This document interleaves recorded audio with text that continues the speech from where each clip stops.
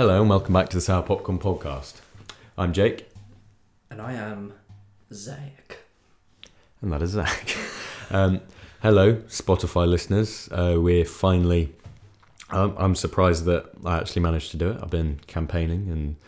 The scheduling gods have graced us with I've been rioting outside Spotify's offices for months now. I'm surprised they thought that I weren't part of the furniture. Who started the petition to get Rotten Tomatoes cancelled. It's like just got ruined. But yeah, finally all my campaigning's paid off. I'm finally on Spotify, as well as a host of other places. So thank you, Anchor, for hosting the audio version of the podcast. You can find me on Twitter at JakeBamEls. Also the same on Letterboxd. You can find me at Zachary_Seraph. Same on Letterboxd. And let's get into the show. So the first bit of news is heartbreaking because an icon of, I think, pretty much every British kid's childhood, Barry Chuckle, has unfortunately passed away. Yeah. And there's no magical words to say in moments and times like this. But Barry Chuckle, you will be missed. Yeah. And my thoughts go out to your brother, the other half of the Chuckle brothers, as well as your family and everyone who knew you. Everyone always says how much of a lovely bloke you were. You were instrumental in millions upon millions of kids' childhood.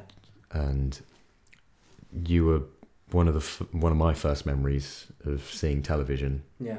You were probably my first exposure to television comedy, quite frankly.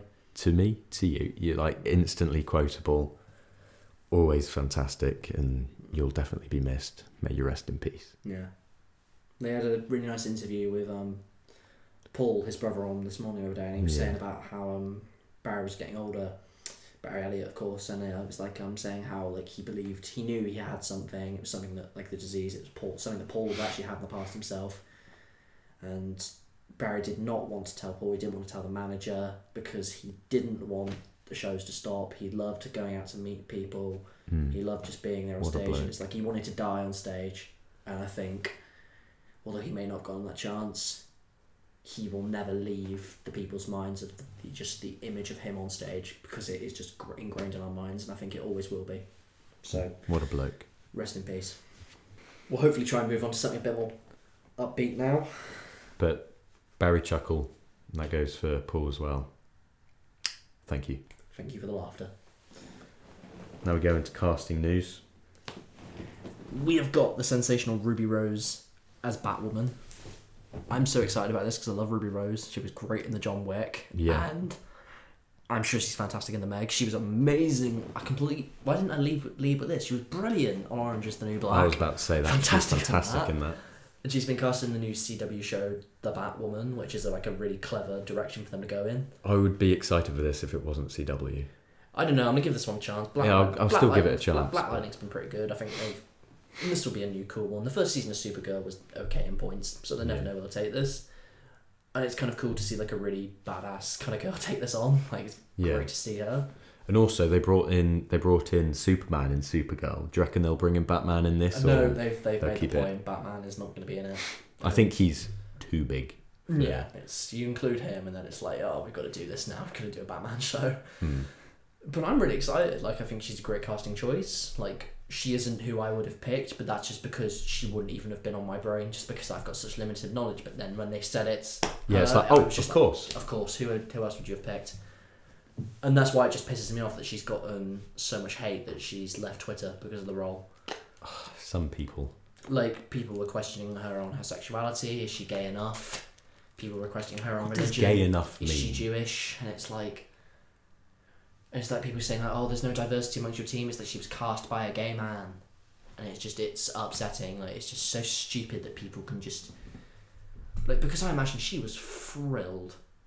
Like, you've been cast as Batwoman. That's like such a surefire hit. You're going to get a great show. You're going to get a great opportunity to really flex your feet, and people have just had nothing but negativity to say. And that's just so shit. It reminds me of in the comedy show I recommended, Nanette by Hannah Gadsby. She says how one of the people who run this LGBTQ plus community went up to her and said, we think you should come out as trans because it would be good for and supportive for those people. And it's like, but she's not trans. Like, she identifies with what she identifies with. Yeah. And calling someone not gay enough for this. Yeah, it's just stupid. It's just... it's like Star Wars all over again. It's just people claiming they possess something, that they're feeling like pop culture belongs to them when it doesn't adhere to their expectations. They've got a right to lash out against it, and you don't. People have a right to take artistic liberty with an idea and try and see if it works. And I think she's going to do a great job with it. I think people will be kicking themselves in months because she would be brilliant. If it was based upon a real person, say like there was a Scarlett Johansson stuff, who was going to play that trans person, then yes. But here, let people be who they want to be. Yeah. Like, let people identify as who they want to identify as, and don't be prejudiced against them. Like, oh, they're gay. This character's gay. Oh, but they're not gay enough. Yeah. What does that even mean? Yeah. And if you see her in interviews... America, explain. Yeah, you see her in videos. She's the loveliest person. Yeah. She seems so nice. Like, if this was them saying, like, oh, Johnny Depp or Kevin Spacey has been cast in new lead role, then I completely get where you're coming from. That is a dick. You don't want them on the screen. They've done horrible things. This person has tried nothing but hard. She's a lovely person. I think she's a really great actress, and I think she's going to take the show somewhere interesting, particularly the CW, if she's going to be introduced to one of those big crossover events. And it upsets me because I just think people need to be more positive, and I think the fact that she's left Twitter, it's like starting this trend of just... because it's like it's Kelly Marie Tran did it, Daisy Ridley did it. It's awful, the fact that some people have to do this. Yeah. Not only does it make you think clearly there's not enough on Twitter to protect people, like, I think the executives must just sometimes think, like...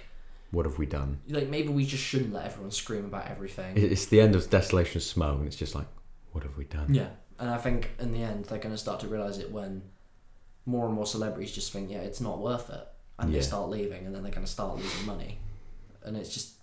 and then it's like, oh yeah, maybe now we deal with it. Action should be taken now. The things like this shouldn't be allowed to happen. I don't have any ideas or suggestions on what Twitter could do, but they definitely need to do something. Like, you can do the mute button and you can block people, but when it's a mass swarm of just constant hatred... yeah, it's just mob mentality, and it upsets me, because I think she's going to work her ass off, and I think this was something where it's like, if you told me, for instance, I was going to get a chance to work with Peter Jackson, I would be nothing excited about that. I'd be like, this is the best birthday present ever. I am so happy to do this. And then you just bombard me with that. I'm not going to be able to focus on anything that's potentially good that's going to come out of that experience. I'm just going to be able to focus on the fact that I think people now hate me. And I hate to think that she feels like that. It's like, wait till the product comes out, and if you're not keen on her in that, then just wait for a reboot or something, and like express your opinion with constructive criticism on, oh, I don't like this about that, rather than... we haven't even seen her in this role yet. She's just been cast. And I think, quite frankly, give people positive words of encouragement, because I guarantee no matter how much you think you hate her or how worried you are, you can guarantee she is a hell of a lot more worried. Like, there's a guarantee, because you go around in mind, like, oh, what if I do screw this up? What if I'm not good? What if they don't like me? You don't need to pile on top. It's not your place. So just have encouraging words to people, because you never know. They may surprise you, and I think she's going to be one of those people who does. I think she's going to impress and astound people. Keeping it on the CW and just the internet reacting too quickly, there was a leaked picture of Grant Gustin in a new suit for The Flash. Oh, yeah. Series 5? Yeah, Series 5, yeah. And he was getting a lot of hate, and a lot of people saying, wow, he really needs to hit the gym, this sort of thing. To the point where I feel so sorry for this bloke. Like, Grant Gustin seems an absolutely lovely guy. He's a really good performer. And it wasn't even an official look at the suit. Like, that may not be what it looks like properly. That may just be a prototype. That may just be a dressing. Like, wait until something official's announced and then be like, oh, I'm not so keen on that. But he came out and said, so here's the thing about this bullshit photo leak. It's a cool suit. That's a terrible photo that I was unaware was being taken, much less being posted. Some things need work, and they will be worked on. We'll get there. As far as the body shaming, that's what pisses me off. Not even just for my sake. I've had 20 plus years of kids and adults telling me or my parents I was too thin. I've had my own journey of accepting it, but there's a double standard where it's okay to talk shit about a dude's body. But there's a double standard where it's okay to talk shit about a dude's body. I do my best to stay in shape and add as much size as I can throughout these seasons. I'm naturally thin and my appetite is greatly affected by stress. Stress is something that ebbs and flows for me throughout a season, thus gaining weight is challenging for me. I didn't cast a slim actor as the Flash. I went to an audition for a role I never dreamed I'd actually book, but here I am 5 series later. I'm happy with my body and who I am, and other kids who are built like me and thinner than me should be able to feel the same way. Not only that, but they should be able to feel like they could be a superhero on TV or film, or whatever it may be someday. I love the suit that has been designed for me, and I think when everyone sees it in its entirety, you will love it too. Things have been adjusted since that leaked shot was taken, and more things will continue to be adjusted until it feels right. And I agree with him. Yeah, just wholeheartedly. I feel so sorry for the bloke. Yeah, like, just the fact that he even has to come out with something like that is ridiculous in this day and age. The fact that we claim we can be so much more evolved and we can be so nice, and yet he has to come out and give a statement like that. We don't deserve nice things. Fans don't deserve that show. It's like we don't deserve Rian Johnson, people claiming he's not a Star Wars fan. There was that picture of him on the Star Wars show where they gave him that classic toy that he never got as a kid, and he was just there and he was so happy and ecstatic, and it's like, we don't deserve nice things. Take it away from us before we break it. Just be kind to people.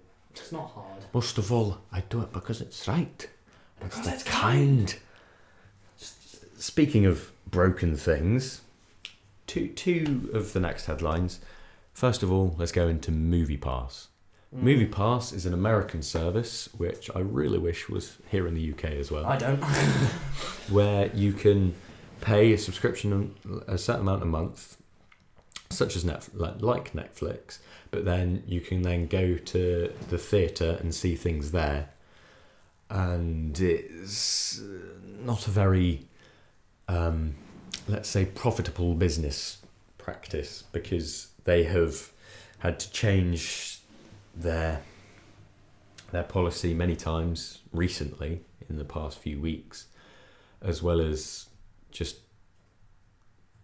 nearly going into bankruptcy, and it is a shame. I want to say congratulations to the bloke who runs this, because he's the most slimy businessman on the planet, and he's completely fucked up an amazing idea, and he's built a model that has then succeeded for another company.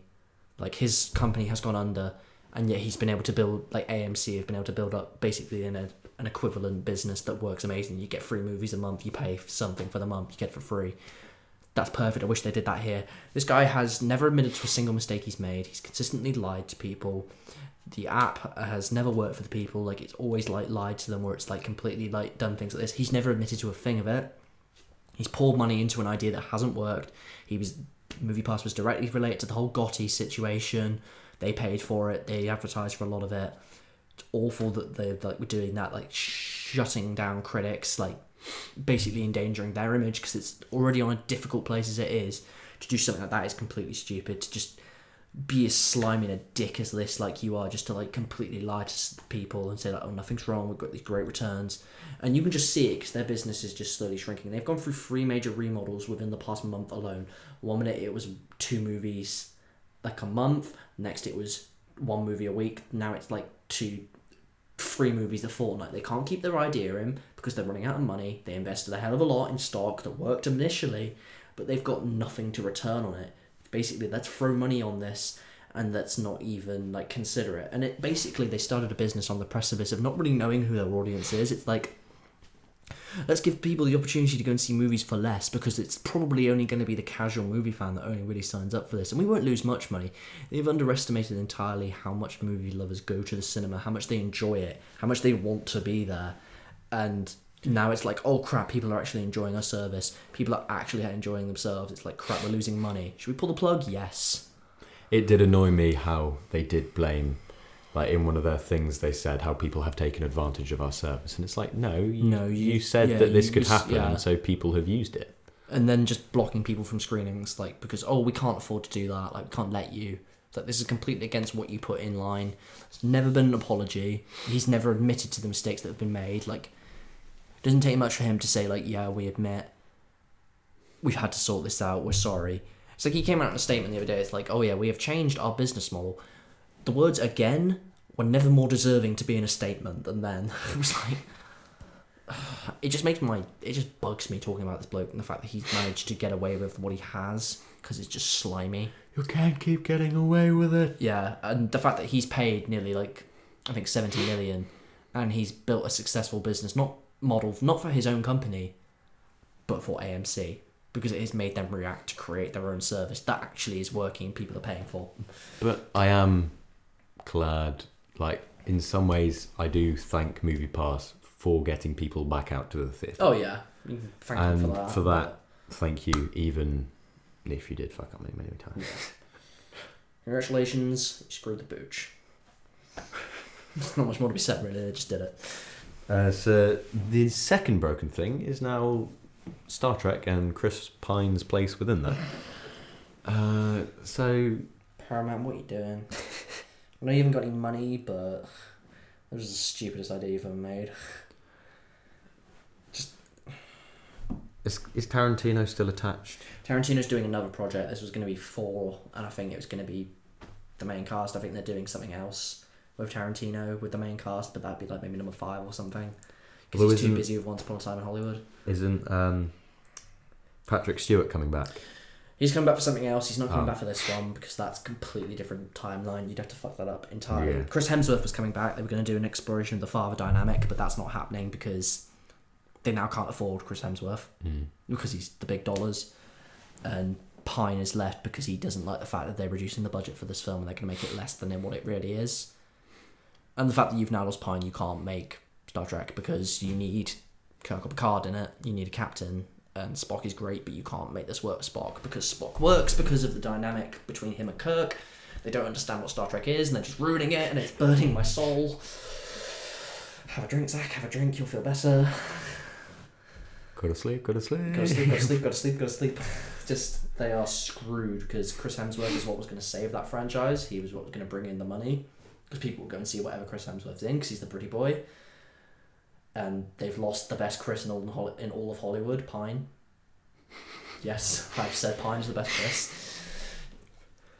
It's just a shambles they've got themselves in, and I mean, the TV shows are getting good reviews. Discovery I haven't watched, and I'm excited to watch it, but even then, it's like, that's not enough to make it work. Yeah. And it's like Paramount is just like... Because you think about it, Beyond was not a success, critically or financially. I really enjoyed it. I enjoyed it, but not many people did. Yeah. And like, there's no one calling for a number 4, and yet they're doing it because it's like, we need to keep afloat. We haven't got any franchises we can play with other than this. We need this and Bumblebee to work, otherwise we can't make anything. And yet, in that mentality, it's just you're turning people away from you because Hemsworth and Pine clearly don't want to do it. This is like, Paramount, please don't sell out to Disney. I know you're struggling, even if it's a few things you need to sell off to keep afloat, but please stick with what works. A Quiet Place, that worked brilliantly. There are loads of other films, like, just make smart investments. Yeah, I just think good luck to you on... And you'll be rewarded for it. Good luck to you on fixing Star Trek. You can't do that move without Pine, because he's fantastic as Kirk. Do you reckon they could just recast him and not mention it? You can't do this thing, it's like, oh, we went for a wormhole and he changed again. It's like... Do you reckon he should get punched in the face, he goes into a coma for a while?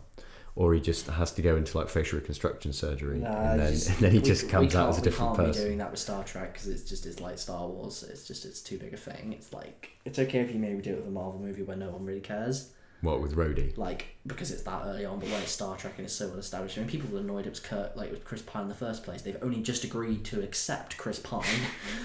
People are very slow to adapt to things, and then later on they're like, oh wait, that was really good. I don't mind if you cast someone new, it's just your movie's going to fail if you do it, and it's not going to work. Oh, I really hope that this one works. Yeah, because I miss when Star Trek movies were like, oh my god, I can't wait to see Universally. these. Like, after 2009, that's when I saw it at the outdoor cinema, actually. Yeah. The 2009 J.J. Abrams one. Everyone was like, Star Wars is back and it is good. Star Trek is back and it is good. That's what I meant. Star Trek is back and it is good. Heresy! But yeah, I'm talking about Star Wars too much lately. Yeah, It's stop just- it. I can't help it. Just go on a break, man. I do need to watch more Star Trek again. Yeah, I mean, I love Star Trek and I just miss everything good about it. Although I'm going to start watching the Next Generation properly. I want to give you a hug, man. Well done. Like, in a perfect world, I'd have you watch Voyager, but even I admit it's awful. I just love it.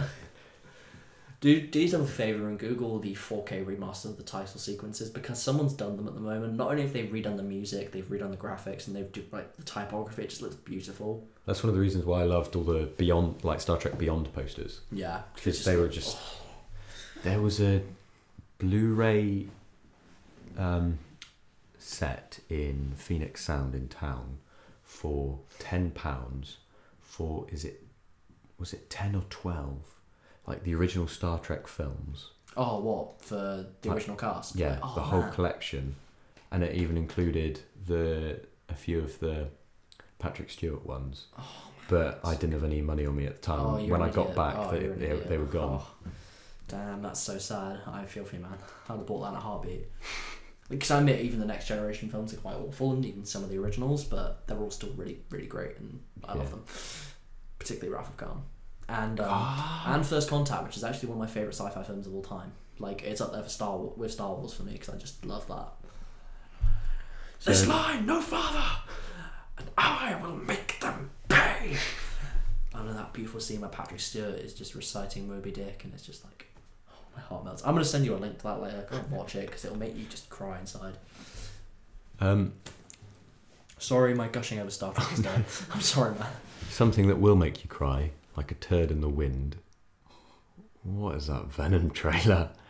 I'm excited because of Tom Hardy, and I'm hoping Riz Ahmed's good because I like him. But what's going on? This film's going to bomb. Absolutely. I think it's either going to be this or Aquaman. One of them will do well. Aquaman's going to do really well. This is going to bomb, and they're building their universe on this, and it's going to fail again after one movie. And can we make an agreement now? If we see this, we have to see a subtitle performance, because I can't understand a word he's saying. I really cannot. I had to listen to it 5 times before it was "turd in the wind" that was in my ears. I can't understand a word he says. Well, some people have criticised it because it's like, oh, this isn't the sort of stuff Venom would say. It is. They've taken it directly out of a comic book. It just doesn't translate to film. Yeah. Like that whole thing of, oh, there's like a snack, which bit do I want? And turd in the wind, like, it's from a comic book, but it just doesn't translate, especially with that voice synthesizer on it. Oh, it just hurts. Doesn't work. We'll see this, we'll be hopeful, but it's just...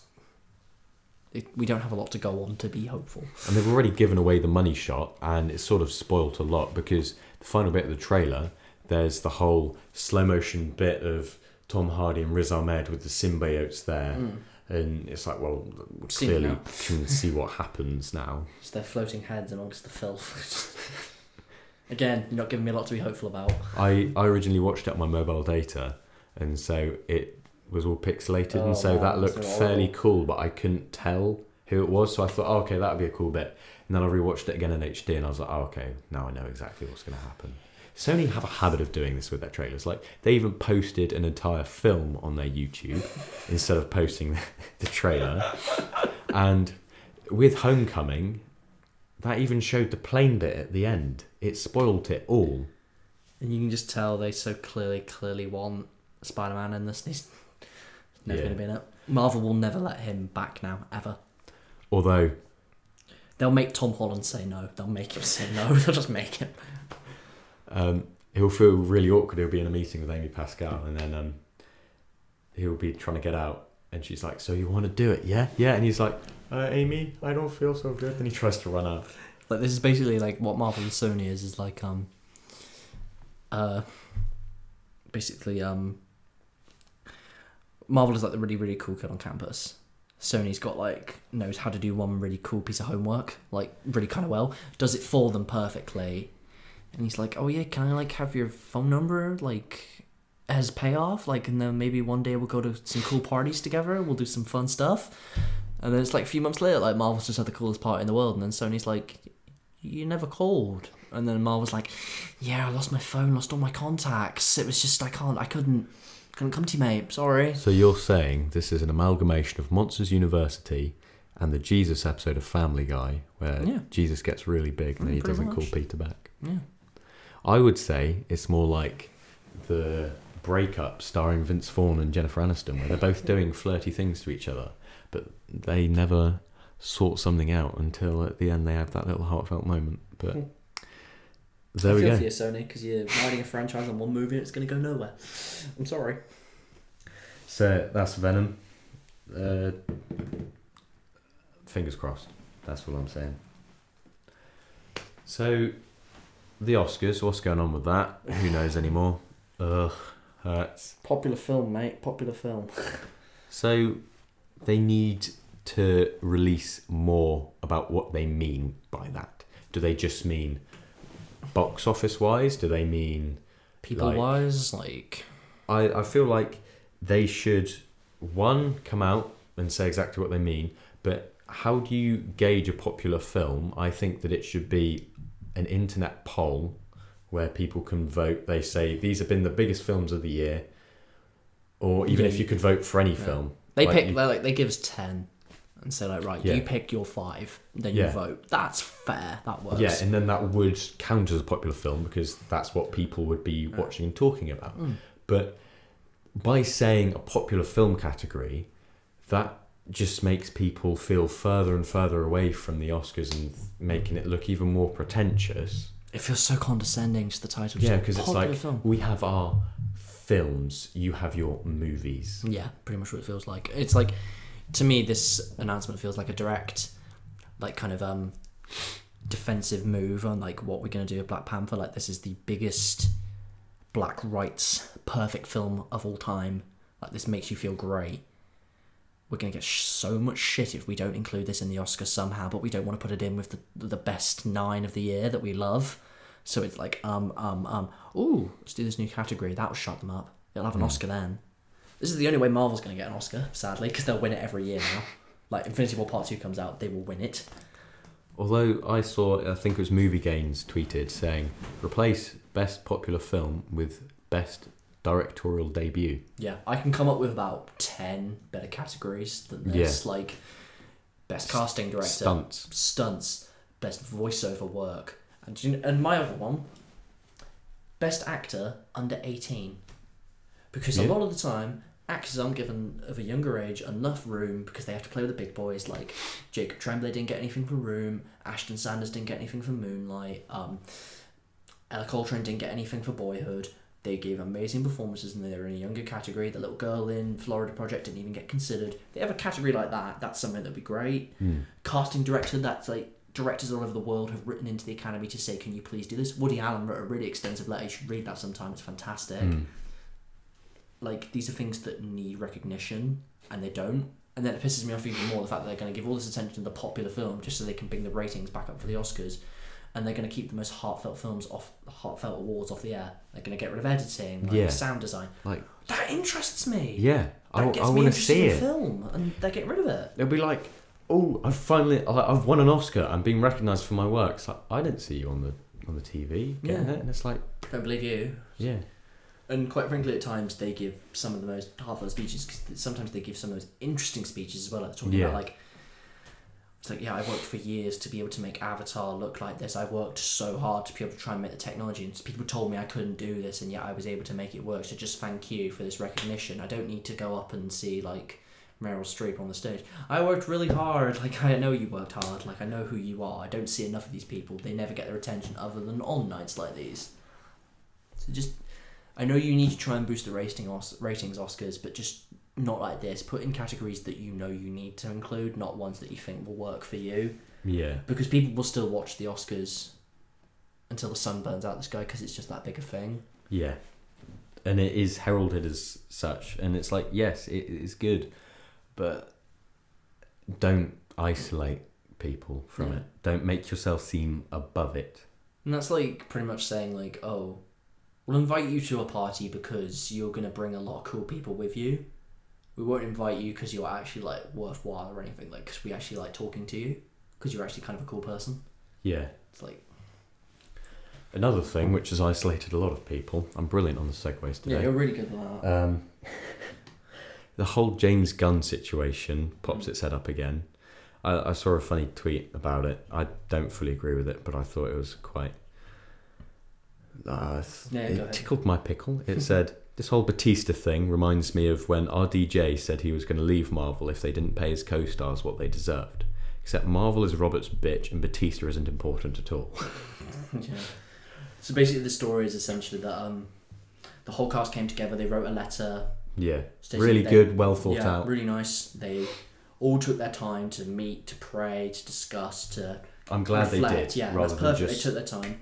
Whole cast signed it saying that we want Gunn back, we're really upset he's gone. And then Batista just kind of like really flies off the handle like with it. He's like, if Gunn's script isn't used, I walk. The thought of working with Disney without Gunn is nauseating. I will only do what I am contractually obligated to do. You feel really sorry for the bloke, and it's like, oh god, Disney's got themselves into such a mess. Although it just tells how this was Disney's decision, not Marvel's, because again, I think this was just a rumour, but people are saying that Feige's fighting Disney to try and get him back. But the Marvel president is fighting. Yeah. And they are saying that Gunn's script is being used. I think they've confirmed that now, that his script is being used, but it's still up in the air about director. For me, it's the rain to the front of, he's not coming back for this film.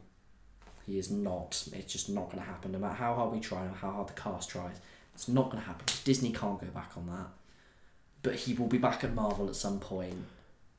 But he already said at points he wasn't sure if he was going to do Guardians 3, and then he thought, no, there's going to be a good send-off point. Yeah. It's so perfect to just bring him back. He won't, though. Let him go. It just won't happen. I know, Disney and it's such a shame. It's such a shame. Because you just had an opportunity to make it perfect, and yeah. Because if anything's wrong with this film, it would just be blamed like, oh, where's James Gunn? And then Disney will just get shit. That's the entire story around this film forever now. Even if it's fantastic, it's just going to be like, oh, but I want to see James Gunn's vision. Yeah, and you bastardise this film now because he won't be involved. Unless if you get someone who has got amazingly good faith with the rest of the MCU, unless if you get someone who either James Gunn has said he wants to direct it or the cast want to direct it, you're fucked. Because the fanboys will just tear you to pieces. Some people may argue, it's not all this film's going to be, it can stand on its own 2 feet. Just think of 2015's Ant-Man. That's all anyone talks about. Oh, Edgar Wright. Yeah. And then his name is forever attached to that, even though Peyton Reed came in and he made the film, and you could argue that he did a lot with it, but we'll never know. And that's forever attached to it, much like Gunn's name, like forever attached to Guardians, and even more so in this case because he did the first 2 films, and he's such an integral part of it. Yeah, exactly. And it just... it's difficult because I don't by any means support what he has done. What he did. I think he doesn't either. He's very upset about it. The cast clearly don't either. They've all said it. But this is just further evidence there should have been a conversation. There should have been time to reflect. There should have been... literally, to send that letter, there should have been time to pray, to reflect, to discuss. Sit down and talk. There should have been this conversation before it was ever considered. There should have been at least a talk with him. They should have offered, are you sure you want to stay? Yeah. Because I think in a part and a way, he may even have said, oh, I want to quit. Or, I want to walk away from this. But now you've just put yourself in such a position. I think you've ruined the chances of this film. Because it will do well at the box office, it's Guardians. Some people don't even know who Gunn is. Some people don't care. Yeah. But to those of us that do, it will just feel off. And even if it's forgettable like Solo, everyone will be like, oh, Phil Lord and Chris Miller, where were they? What bits were them? And we'll never know. Yeah. I think it's absolutely fantastic. I think the cast should be highly, highly applauded. That you've gone and that they've come together this. You've stood up against the big beast that is Disney, and you've risked your livelihood because they get paid millions just to do one of those things. They're set up for life, and it's like you've risked your chance to make more millions. It feels like at the end of the first Guardians, and they're all joining hands, all semi exploding. It's like literally the fact that they sign it as signed the Guardians of the Galaxy. Yeah. You all done on that? But yeah, I just think all in all, Just bring Gunn back. props It to won't them, happen, and but well done, cast. well done to that cast. Right, and so that was the news. So let's go into our first review of today, and it's a pretty mediocre one. Antman and the Wasp is directed by Peyton Reed and stars Paul Rudd and Evangeline Lilly. as well as a whole host of other actors who have nothing to do. Yeah, pretty much. Like, there's dialogue, there's actions in this film, there's no character beats, there's no interesting plot turns, there's no kind of really, really interesting set pieces. There's just kind of words and a bit of a throw together plot. It's like if you knew, for instance, that you had to throw together a birthday party in about 24 hours and you knew, right, who can we get for this party? Who can we, like, get to do a cake? Who can we get to do the music? This is kind of what it feels like as a movie. It feels like, let's just throw it all in there. Let's hope it works. And let's pray to God that the audience or the birthday girl or boy doesn't realise. This film just felt rushed and hurtful. Especially coming off the high of Infinity War, it just sort of reeks of, oh, look, that was all dark and depressing. Look, we can be funny as well. And then it just didn't land. Yeah, like, I was really expecting certain laughs from the crowd, at least, in that film. Like, when there were certain jokes, I was thinking, I might not, but the crowd is going to laugh. It was just silent for a lot of this film. Like, no one was, like, laughing, even though they were kind of pretty much pausing for it. And it felt like that awful video. Have you seen the video of The Big Bang Theory where they've removed the canned laughter and it's just an existential void of hell? Don't get me started on The Big Bang Theory. That's what it felt like in this Marvel movie, because they were just quiet and no one was laughing. Like, the action was well directed. I just didn't feel anything. Yeah, there wasn't really an interesting set piece, to say the least. There was never, like, in the first moment, like when they've got the fight in the briefcase, the fight on the toy train set, like the shower scene where he first learns he can do it. And with this one as well, you kind of couldn't really see what was happening. The first one, they managed to make the shrunken action look really cool. You could tell what was going on. You could tell the parameters of what the scene was and what was allowed. The rules. Yeah, the geography of it all. Yeah, with this one, it just felt really shaky cam when they were shrunk and when they were big as well. Like, Evangeline Lilly can kick ass, just let her do it. Don't put a lot of cuts in there to make it look even more high tech than it kind of not really is. I feel like with each Marvel franchise, as it were, with like the individual properties that then come together with the Avengers, each of them have their thing. Like all of them, like the Marvel films are funny, but for example, Captain America's more spy espionage, that sort of thing, and more political, whereas Ant-Man, its thing is that it's complete balls to the walls comedy with action thrown in there. And the best bits were like when the Pez dispenser was going and when it was working with making things bigger and smaller. Yeah, like that in was the kitchen where yeah. it had the big salt bit. Yeah, that was funny, but one, that was in the trailers, so it wasn't a surprise at all. And two, I wish that they experimented with that more and they worked more with that on making it like that's something that you don't see everywhere. Like you don't, like, well, you get a load of people punching and stuff in a lot of other films and you do in this one. That's not the sort of stuff that you're used to. And so that's sort of like, as well as the comedy, it's sort of supposed to be unique to Ant-Man, and it wasn't really. I feel like it could have been used a lot more. It felt also quite unique to Ant-Man in the sense that this is literally stuff they could have put in the first one. Like, this almost felt to me like this was the stuff they had to cut out of the first one. Like, this was an idea that maybe didn't work. Like, nothing was really kind of... Like, if you look at 4 recently, it's like when he's lost his hammer, but he's got, like, the new one. The character has evolved. He has grown stronger. The same with Iron Man. He's got the new suits. That's become more interesting on that front. Doctor Strange has evolved in his powers. He literally kind of learned nothing new in this film. It was the exact same power set. No real development for the character other than, like, he was a good dad in the first one. He's like a 10% better dad in the end of this one. Like, no one really learned anything. Not even Hank Pym. Like, he learned a lot of stuff in the first one, like, learn to trust your kid, learn to accept you made mistakes. In this one, it's like he didn't accept that he made mistakes, because when Lawrence Fishburne was there, he was like, nah. They sort of played it off for laughs, and so many things that could have worked and just ended up not really working. And you throw in like three. I'll give you four. The girl who played Ghost. 3 amazing actors with Michelle Pfeiffer, Lawrence Fishburne, and Walton Goggins. They're all amazing in their own right. They've all done brilliant things, and they're just like really kind of wasted in certain points in this film. They're just Walton Goggins is generic villain. He doesn't really get a moment that's interesting or good.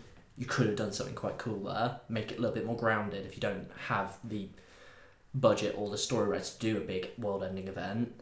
Michelle Pfeiffer, glad they didn't do a world-ending event. Yeah, but like you could have done something cooler on that small scale. They didn't.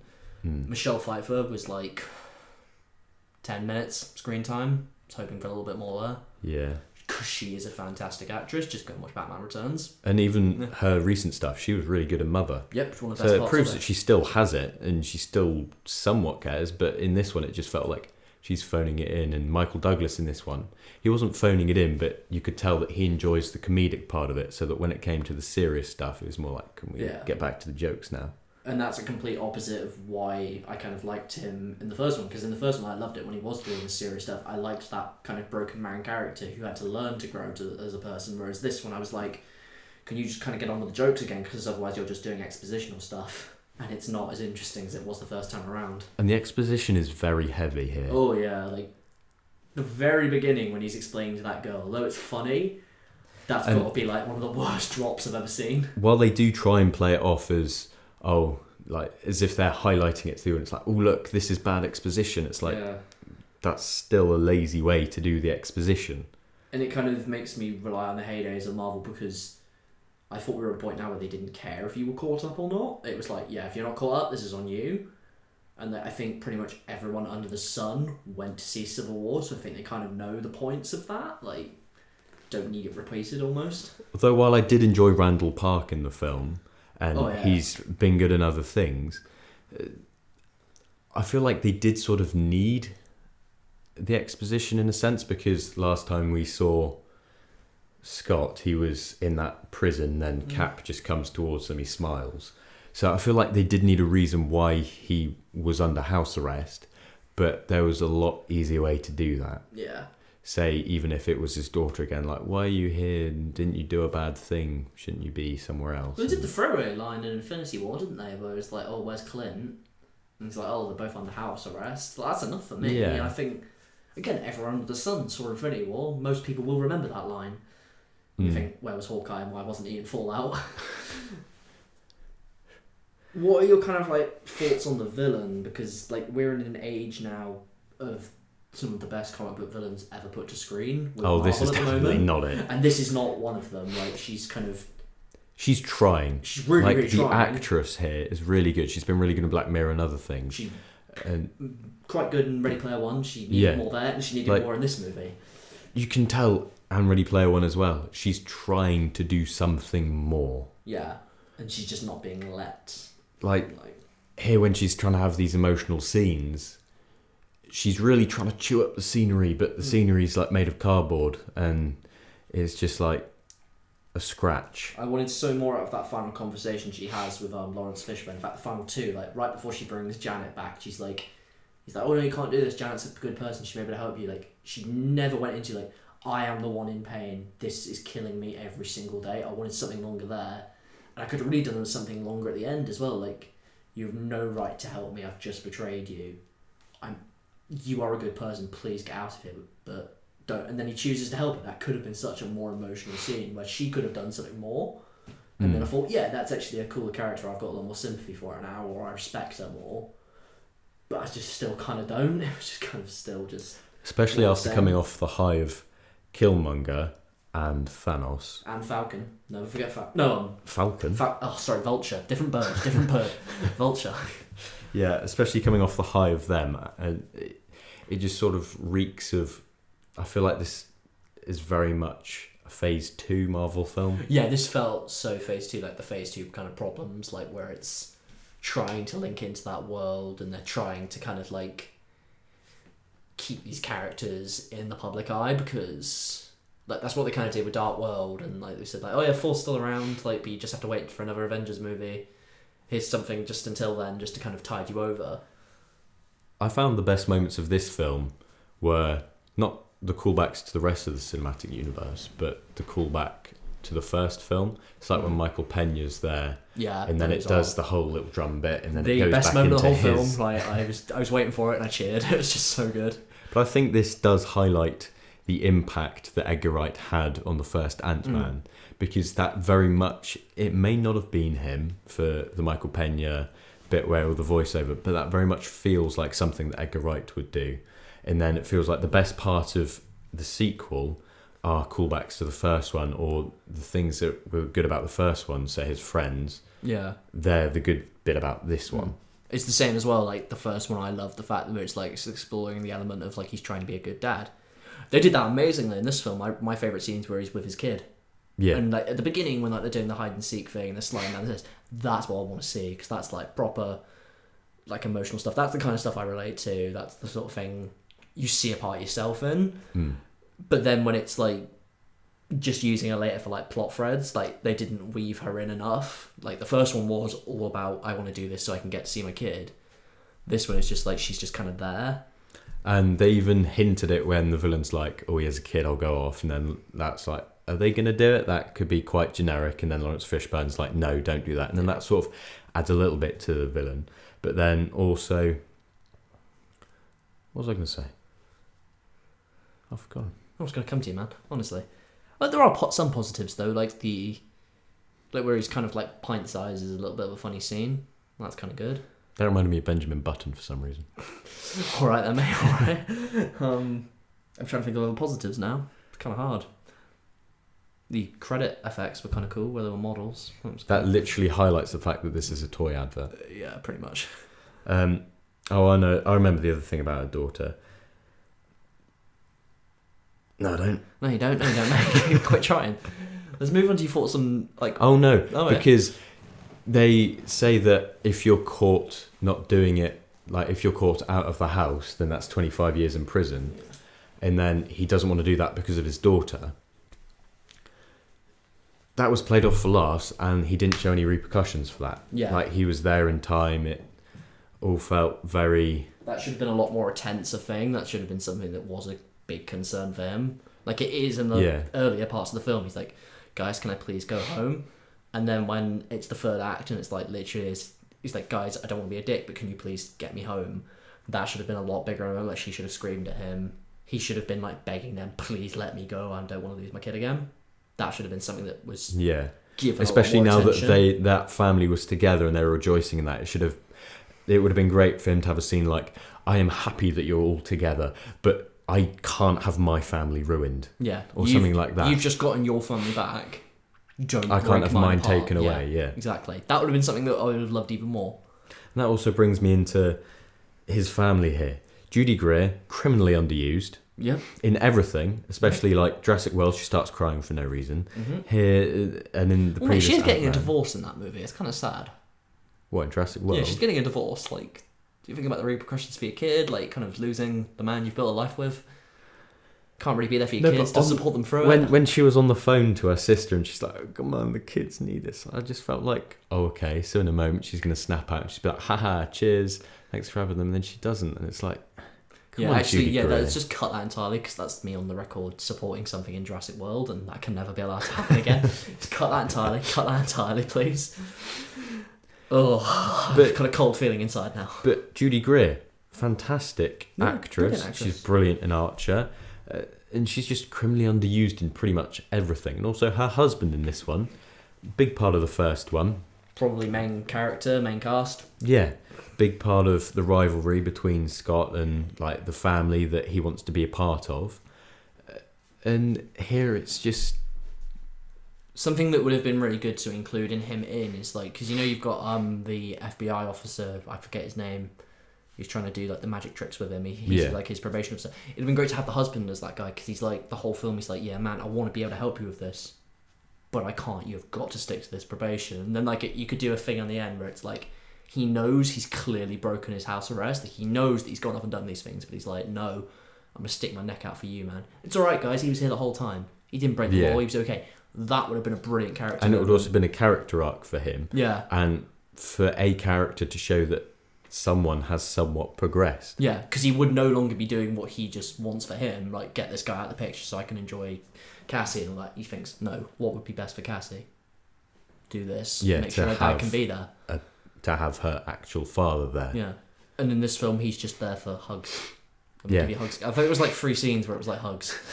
Or just to say, yeah, they can do this. Yeah, they can. It's like, So while that was slightly funny, where it's like, you need to work. No, they don't. Like, while that works, they could have done so much more. So much more. What do you think about, because Paul Rudd was brilliant. I won't say a word against him. He was hilarious for this whole film. Especially when he was channeling like Michelle Pfeiffer. That was beautiful. I wish they went a bit more camp. And that would have been brilliant. When he was like, hey honey, and stuff like that. That was good. I'd have loved it if he tried to kiss Michael Douglas. That would be something perfect. Yeah, like it's a tight shot on them, tight 2 shot. And then it's something like, I've missed you so much. And then they go in for it. And then that's when he snaps out of it. Yeah. Although I did like the hand comes up into shot and it's them holding hands. Yeah, that was quite funny. Like, that was I'll give you that. Good little thing without overdoing it. And then just him sat there playing the drums, like you can tell this guy's just so in love with the fact that he's in this film. Like he's just so happy to be there and doing this. I think the way Marvel pitched this to him, they're like, right, you're not going to be in the biggest film of the year and maybe even decade, but you are going to get your own film and be the title person there and be the biggest star in that. And, then your kids are going to love you for it. Yeah. And then he's like, sure, I'll do it. How many kids have got a dad that they can then say, oh yeah, my dad's in the Avengers? Shut up, man. My dad will beat you up. Right. What do you think of Evangeline Lilly as well? Like, she was trying. Like, I feel like most of the actors and most people in this were trying to do more. Yeah. Like, it's called Antman and the Wasp, and it's still again. It was like she was just kind of there. Like, I kind of really wanted more from her. She was there more than Michelle Pfeiffer, but I still feel like Michelle Pfeiffer's the Wasp. Yeah, definitely. Like there was never that moment where it's like, yes, Evangeline Lilly's the Wasp. Yeah. Like, there was never just that one moment for her, like, other than... I really can't think, like, other than maybe at the very beginning when she has her first fight sequence, that's kind of cool, but that's never like... That was a good moment, action-wise, but I noticed during that, I was like, okay, this is good, this is well choreographed, but I feel nothing. Yeah. Like, there are no stakes, you know she's going to be fine. Especially, I know we're going to talk about it later, but especially coming off of the high octane tension of Fallout. Like, that is some real stuff. Yeah. And then it just comes back to here and it's like, okay, back to the regularly scheduled program. And that was the thing as well, like, that they did so amazingly with Infinity War, because we were sat there in that film like, right, we have no idea who is going to die, but any one of them could die. Yeah, where and then Tony gets stabbed. It was like, no, this is it. That meant like every fist fight, you're on the edge of your seat because you had no clue. And then Thanos is like, just there for a drop of blood. Yeah. And I feel like all the fight scenes were either in the trailer or in some part of the marketing. I don't think there was a single scene in that film that I was not expecting, besides maybe the reveal of Lawrence Fishburne, but then you guessed that anyway. Like, that wasn't in a trailer. Like, I can't think of anything in that film I hadn't seen in one of the trailers. Like, they literally took the end credit shot, spoiler alert, and put it in the trailer. Like, everything that was interesting was... And that just kind of says it all, doesn't it? They had kind of had nothing to hold back for this film. Like, at some parts... No, it was just after the Evangeline Lilly bit where she's in that dude's restaurant and she has that whole bit in the kitchen. I thought, I haven't seen anything past this, because there was that little void where it's mainly talking and science MacGuffins and quantum whatnot. So I thought, okay, maybe they did save all that stuff for the film. But then when it got back to the action scenes, it was like, no, they didn't. They put that all in there. I think they kind of wasted the best jokes for the trailer too. Besides some of the Michael Pena bits, I think all those big jokes were in the trailer. Yeah. Like, I certainly saw a trailer where he was small. I knew that was coming. Like, the juice box and some peanuts line, that was in the trailer. I didn't see that in the I trailer. saw that in a trailer on YouTube and it was spoiled for me. And it was like, damn. But the bits that are obvious, like that were in the trailers, like, oh, you gave her wings? And so that meant that could have been a really good, funny bit for the film. Yeah, that would have been but quite good. seen it so many times in the trailer, from when that's either been playing before a video on YouTube or before a film in the cinema, it just... You had the greatest trailer ever put to film with the original Ant-Man. Ants! Ants! Ants! Ants! Ants! That was perfect. Just do something like that for this, and then when we go into the theatre, we are like kind of slightly more interested when we see what's happening. It's Marvel. People are just going to go out in their horse to see them anyway. And they've made all the money in the world as it is. Yeah, the entire premise of what's brilliant about Ant-Man is the fact that they can make a multi-million-dollar film about a guy who is called Ant-Man. We will go and see your movie, Marvel, no matter what. Is it too late to change the name? Fuck around with the trailer, please. There's another thing that really, really annoyed me as well, because, you know, like Marvel in ways does, really, really good fan service. Mm. They had an opportunity, because, like, you know when Hank is wearing the suit, and it's like, oh, yes, we're finally seeing Hank Pym in a proper suit. I would have absolutely killed on that makeshift helmet he was wearing if they just put some antenna on it to, like, make it look like classic Ant-Man. That would have been something so Even if cool. it was something behind him, and then Lawrence Fishburne, like, nods at it, and then he turns around and he's like, oh... Or something like that. Like the fact they call him Goliath, because that was a character in the comics. Yeah. That's something that's really cool, that. I thought maybe he's going to get something to do here, but no. No. Although I did like the moment where, just before Hank goes in, he's talking to Lawrence Fishburne, and he's like, we'll help your daughter when I get out. No, not daughter. We'll help her when we get out. And then he's like, good luck in there. Yeah. And that was, it sort of showed a bit of progression on Fishburne's side and on Hank's side, but it felt very, oh, right, so this is the bit where the character development happens. Yeah. It didn't feel like a natural progression, it just suddenly felt like... Yeah. The Lawrence Fishburne character lived up to what was quite frankly one of the greatest criticisms of Wonder Woman. Like the fact that they had David Thewlis in it, and it was like quite clearly going to be him that was the villain at the end. It's like, you don't bring on a big actor like David Thewlis to do this tiny little bit in the film and then maybe appear a tiny bit later. No, you bring him on because it's going to be the twist in the later film. I think Wonder Woman did that a little bit better than this one. In this film, there it's are literally... many problems with Wonder Woman. Yeah, but there are many problems with Wonder Woman in your mind, young man. But in this film, at least Wonder Woman did that a little bit better. In this, he literally walks around a corner. No, it was me the whole time. It's like... Although I feel because they did that so quickly, they were like, yeah, okay, let's get that over and done with. Because I thought it was that's all quite I could focus predictable. on. I just wouldn't stop after that. Oh, I thought that they made it, because it was predictable, I thought they made it quick to just get it over and done with. I feel like it would have been better if, as soon as Hank left and the FBI agents were coming up to him, if he was then on the phone, like, talking to her, like, just before she gets in the tank or what have you, and then you then have the dramatic irony of knowing, oh, he's working with her. Has he given them false intel or what have you? Something interesting. And then that could have led to a few more moments of tension. Yeah. I think as well, we desperately need to address a certain elephant in the room. It was fun in the 60s, but now I'm paying for it. Am I stupid? Because I don't know what that joke means. I guess it means that he was like doing drugs in the 60s. Is that what he means?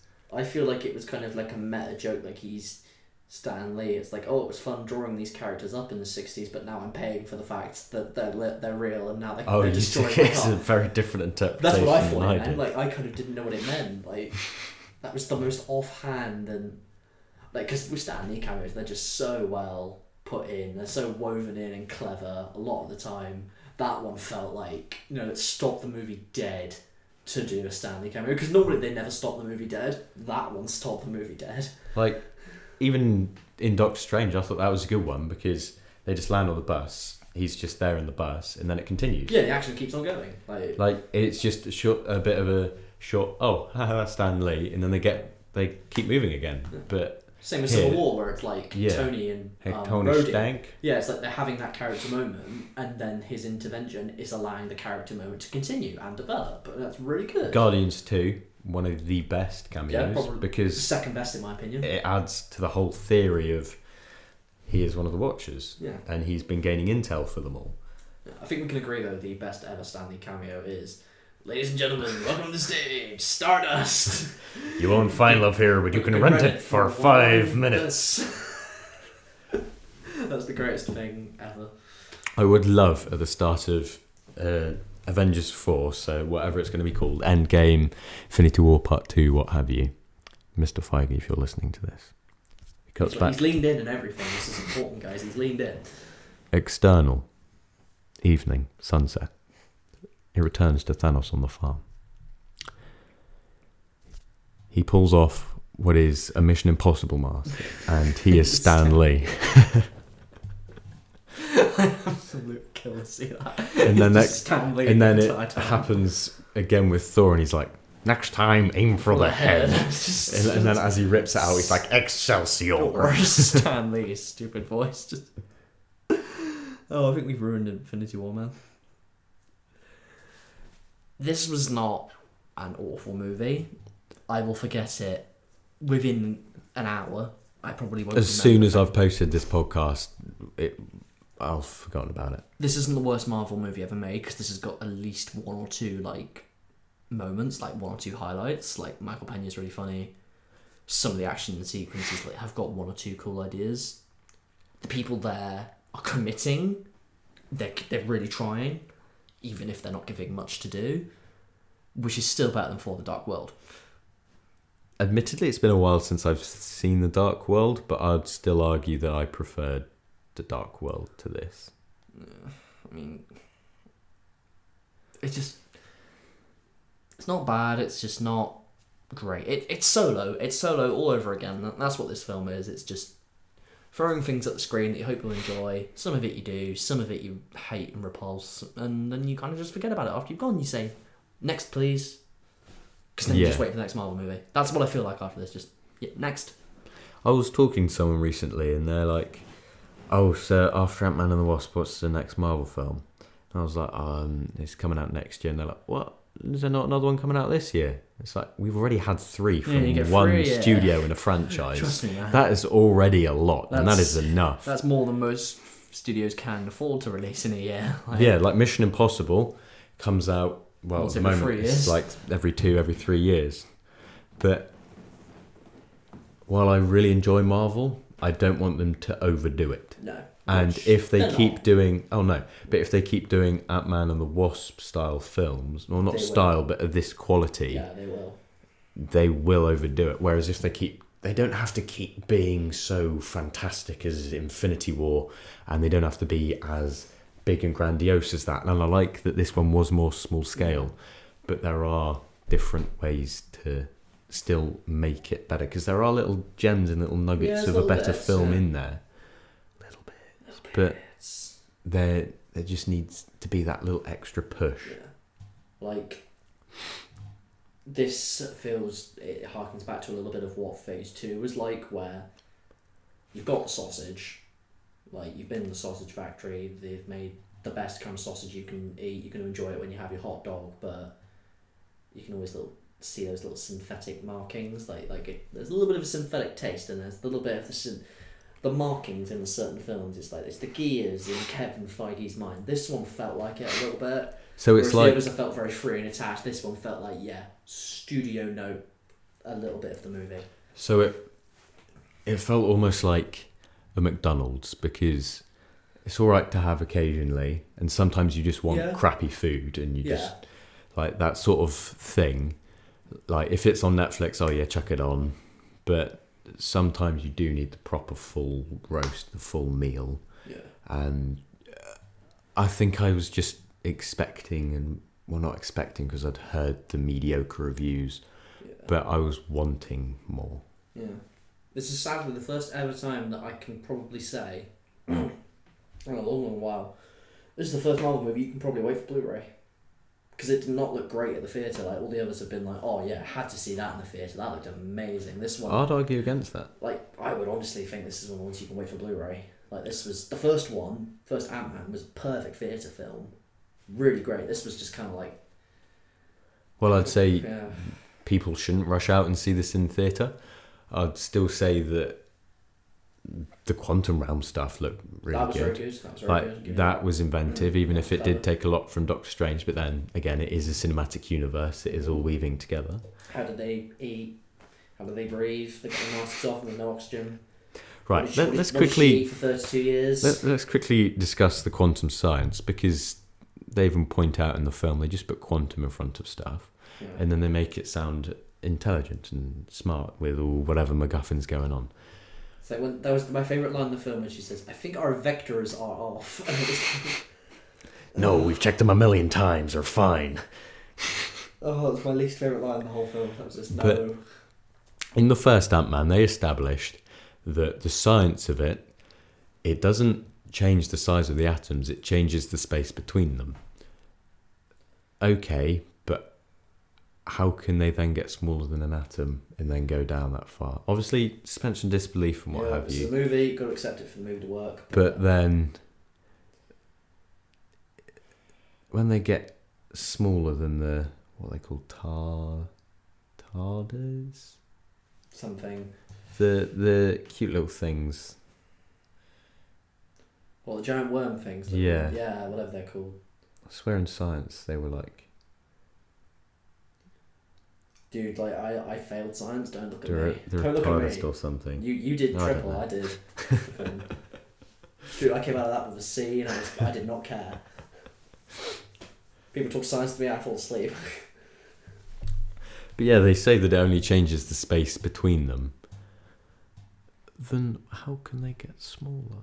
I don't understand. How can you breathe when the air is subatomic? When there's not air. There's no air. They have their masks They're off. smaller than the atoms for a single oxygen atom, let alone to breathe. But Yeah. What did she eat? What did she eat? yeah, although I suppose you won't need much energy. I think you do to live. I think to At to that live. small. At that small, I think her body still seems to be working normally. Like, I think you still. I need think we something could to pick eat. this apart for years. Yeah, we'll be there for days. All in all, though, like, it's good. It's not bad. It's a good one to chuck on. I know the perfect scenario for this film. You've had a sleepover of sorts. You've got a few mates round. You've enjoyed your evening, and now it's time to fall asleep. And so you put on some background noise, and that's this film. It's Very much. background noise. There are Make good a moment elements to to it. Good nuggets in there. Good moments. Good things that could have just been pushed a bit further to make it even better. Mm. But in the end, It's okay. mediocre. And we're not going to discuss the post-credit scene, because even then it's just... Oh, they're gone. He's going to be stuck there. That'll be a cool plot point for the next movie. It did seem very heavy-handed with, oh, if you go there, there's time travel. Yeah. It's like, okay, so they're just going to reverse it all. Okay. Yeah. Don't fall Good to into know. a time vortex. That's like literal confirmation from part 2, but we won't go into I'd that. have loved it if, the cliffhanger bit for Doctor Who for the first, for the Eccleston and Tennant era, so T. Davies, where it then goes, and then it goes into the title just goes across. Yeah. Don't fall into a time vortex. That should be pretty good. Oh, also, a little side note. The villain's voice, when she was Wore in the the mask. suit, Yeah. she sounded like the android from Series 1 of Doctor Who with the weakest link.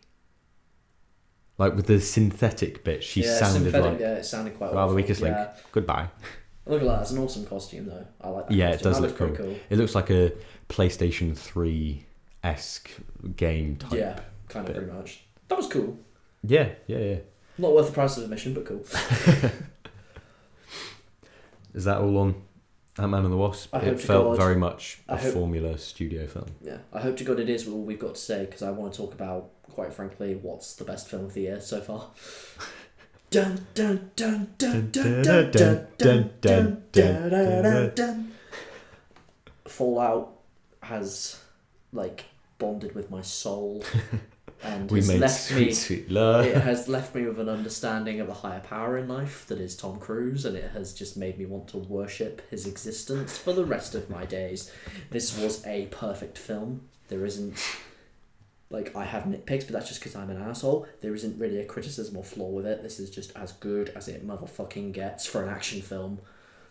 Oh, it killed me. I heard the good reviews and I thought, okay, let's go into this. And it lived up to it and exceeded it. Yeah. Christopher McQuarrie is a god. Let's just come out and say it. No arguments. Like, he is the true Soul Stone. Yeah. The way that he crafts not only tension and action in some brilliant sequences with some fantastic stunt work that nearly got Cruise killed uncountable amount of times. He is a crazy person. You're crazy, man. You're crazy person. Not only does he do that perfectly, he also crafts and interweaves a very human and emotional story in between that was brilliant. I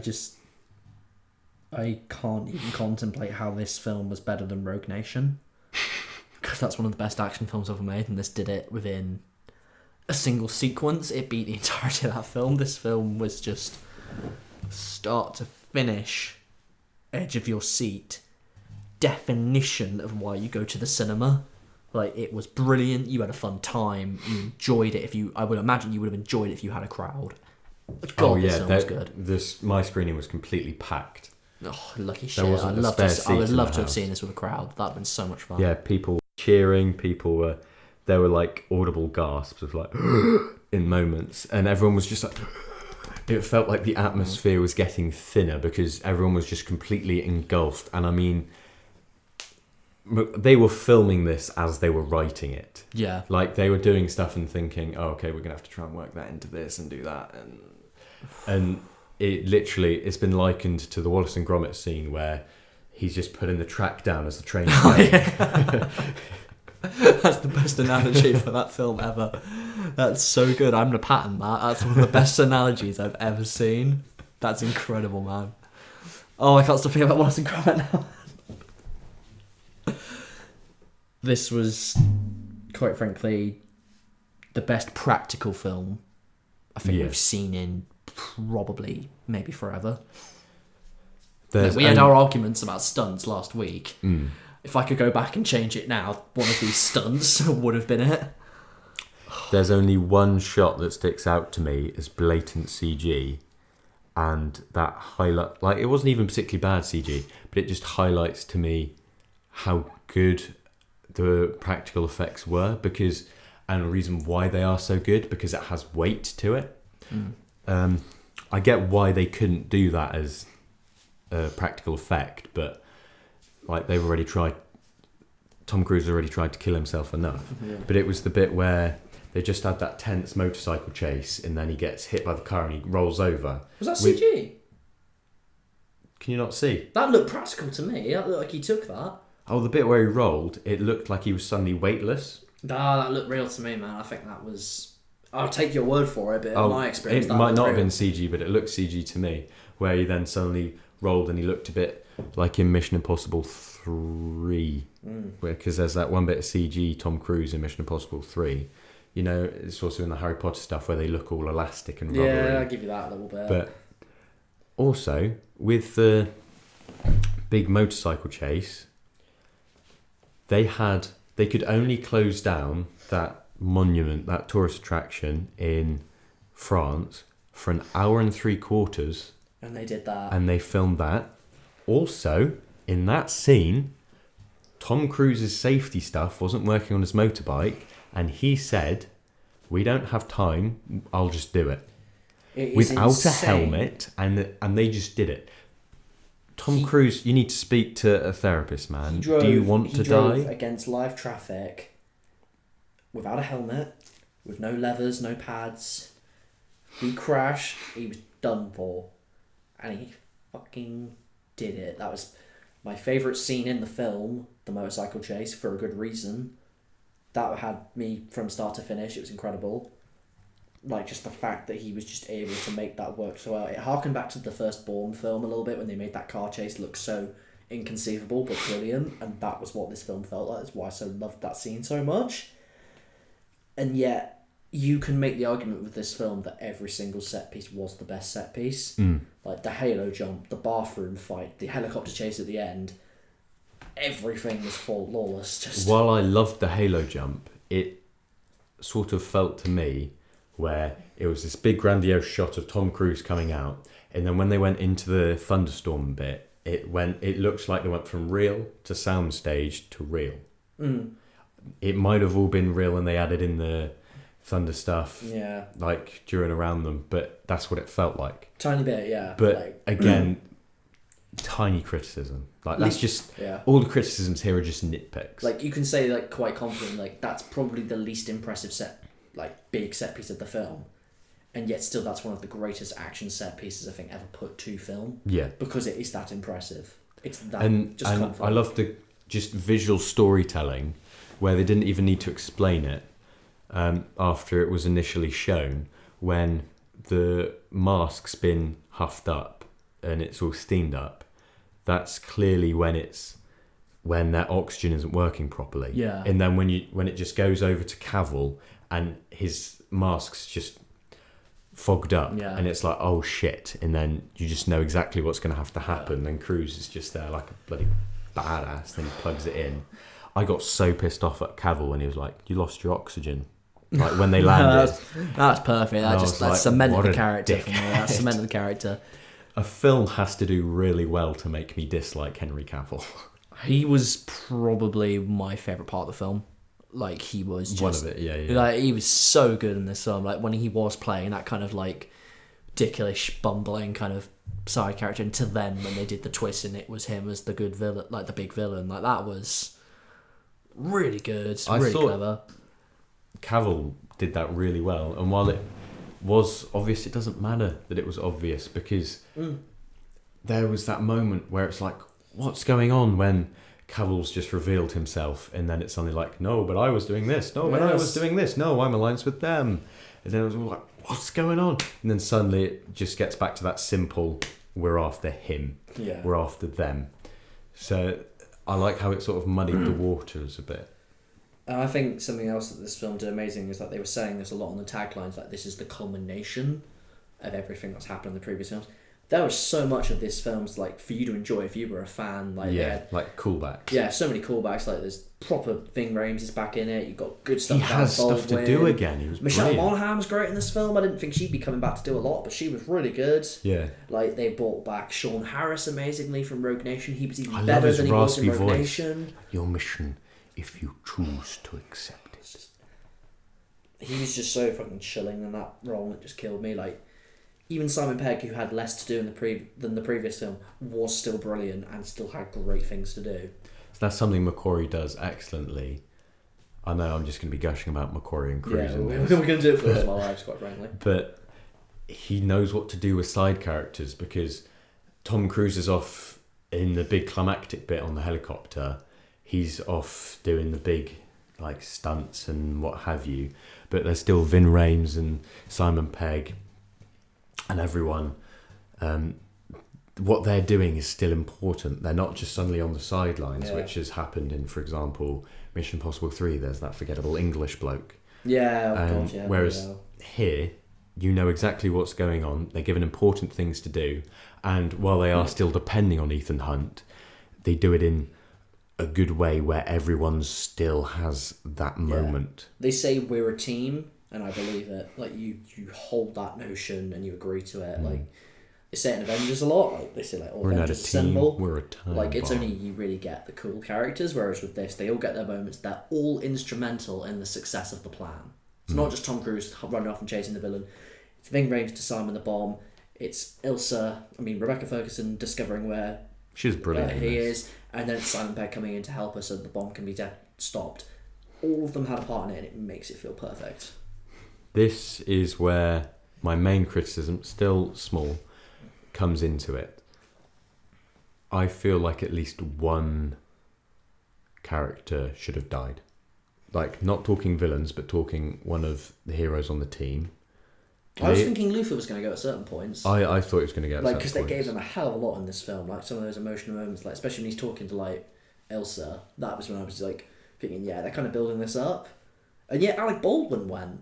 Yeah. That was a big punch. I was very upset when he went, but I was thinking, like, that's got to be one of the main cast. I needed something in the big climactic bit, like Leah said, should have been, like, she wouldn't have been happy about it, but she would have accepted it if it was Benji.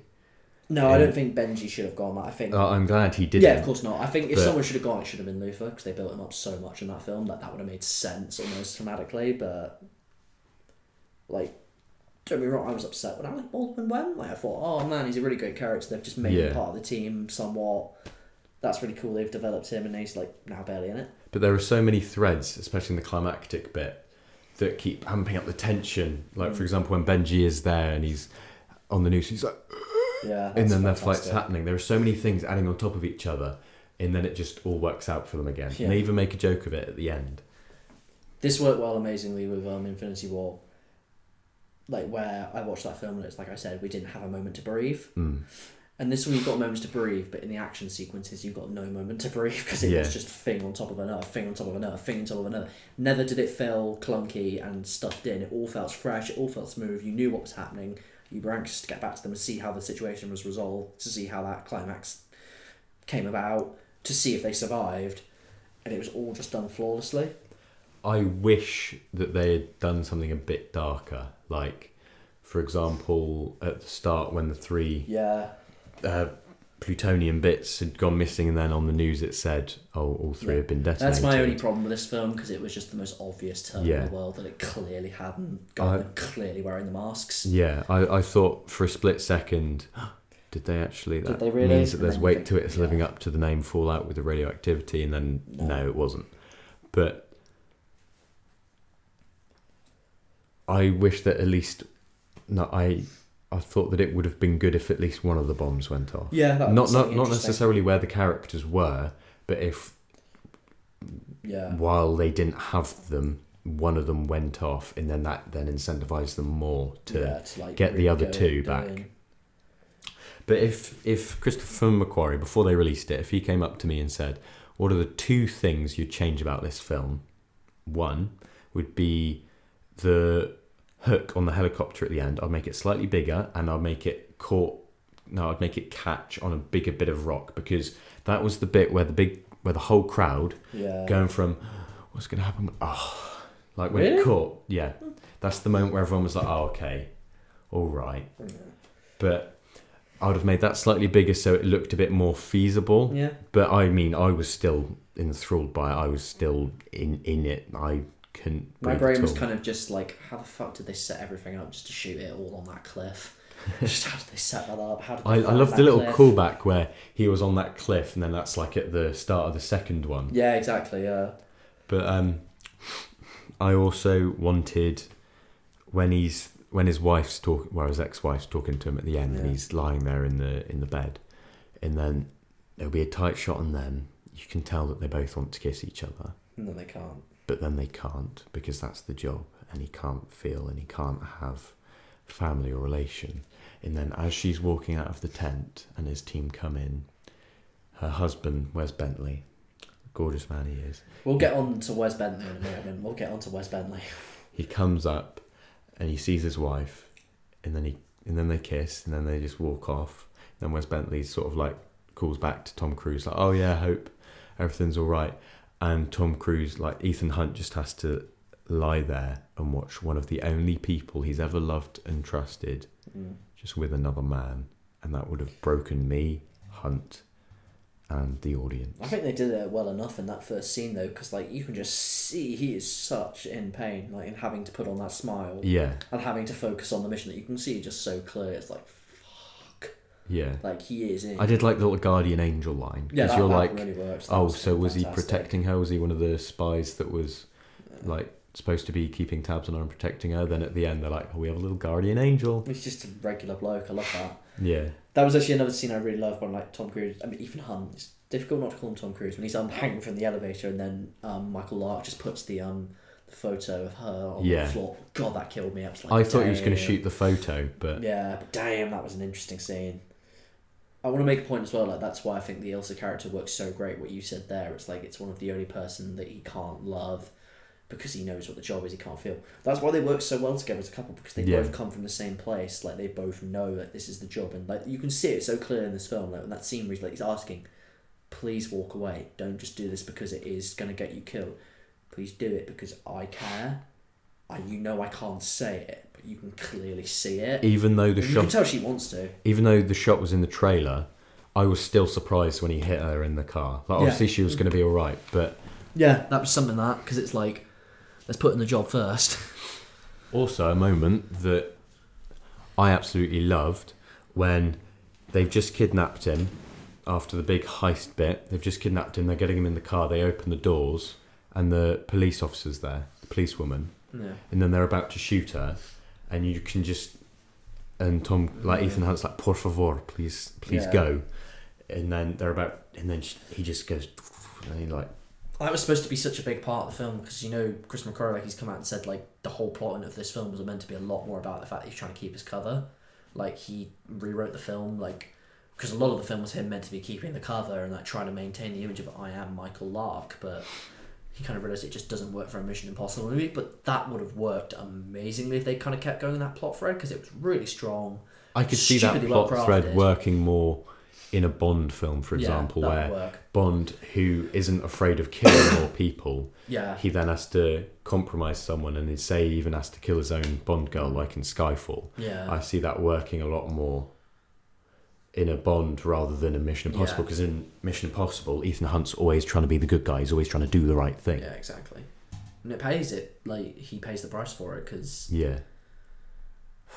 Like, what was your favourite just action scenes? Because I want to get something more under the belt before I talk about Wes Bentley for like another hour.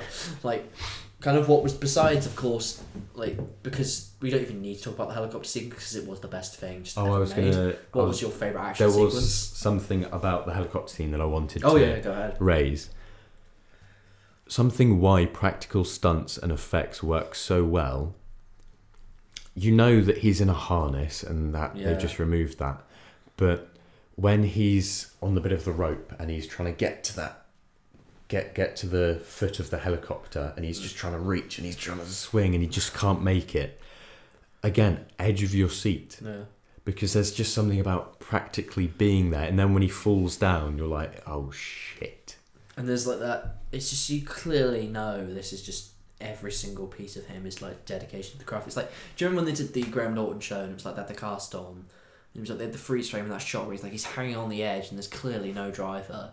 Yeah. And like Graham's like to him, please tell me someone was flying the helicopter, please. And then Tom is just like, he's doing like a little smirk. Like, I think that's the bit that Tom Cruise lives for. Yeah, that's what he lives for. Like when they did the whole Halo Jump featurette and they put that up on YouTube, at the end, when Cruise sees the footage back, he's like, I can't wait for an audience to see this. That's why I love him. That's what he loves. He is convinced that if he doesn't enjoy it like an audience would, then it's not good.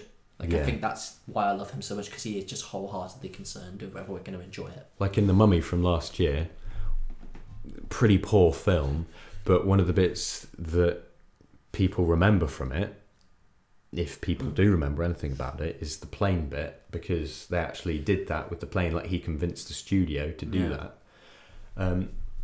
Also, that reminds me, there's a lot of things that reminded me of Edge of Tomorrow in this, and like at the dream bit at the start, when suddenly the bomb goes off and then like they all disintegrate and it goes to the bone. That was a lot for a 12. That felt so Watchmen for me. I loved it. Oh yeah. It felt so Watchmen. But yeah, it was another great.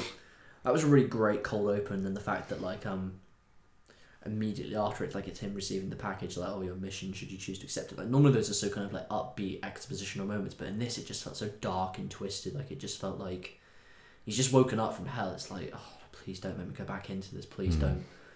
Like, and you can kind of see it on his face. It's like, I'm clearly not in an okay headspace, but I have to do it, and that's what I loved about it. Don't you at times as well, though, just feel so sorry for the rest of the cast, because you've got Tom Cruise just like volunteering to do the most crazy shit on the planet. Like, Vin Rames is holding a wire.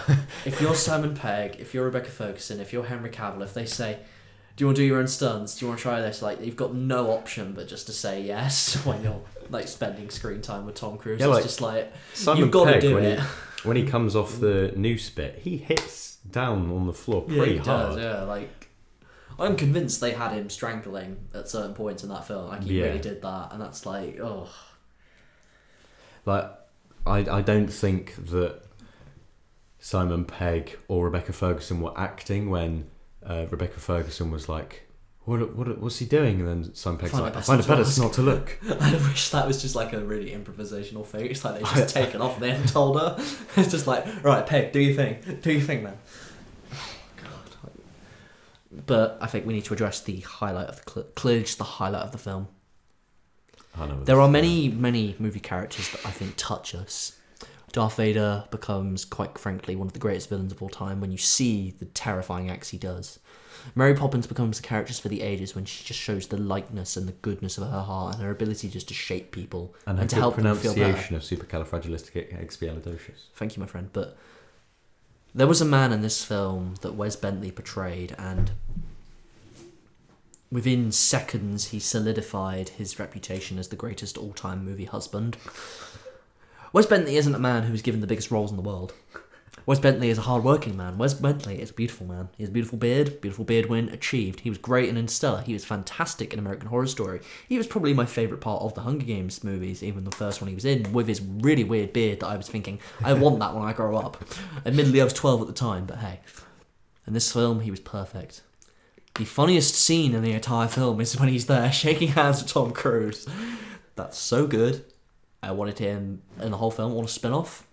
I want to know how he met with Vanessa. Now that is a spin-off series I want on Netflix. Yeah, that guy, and he just played it so perfectly, that scene. Everything about it was wonderful. They do a sequel, want more from him. I know. HBO series. Yes. How they met. Not Sex in the City, Sex in the Rogue Nation. Wonderful. See? Let's get writing it now.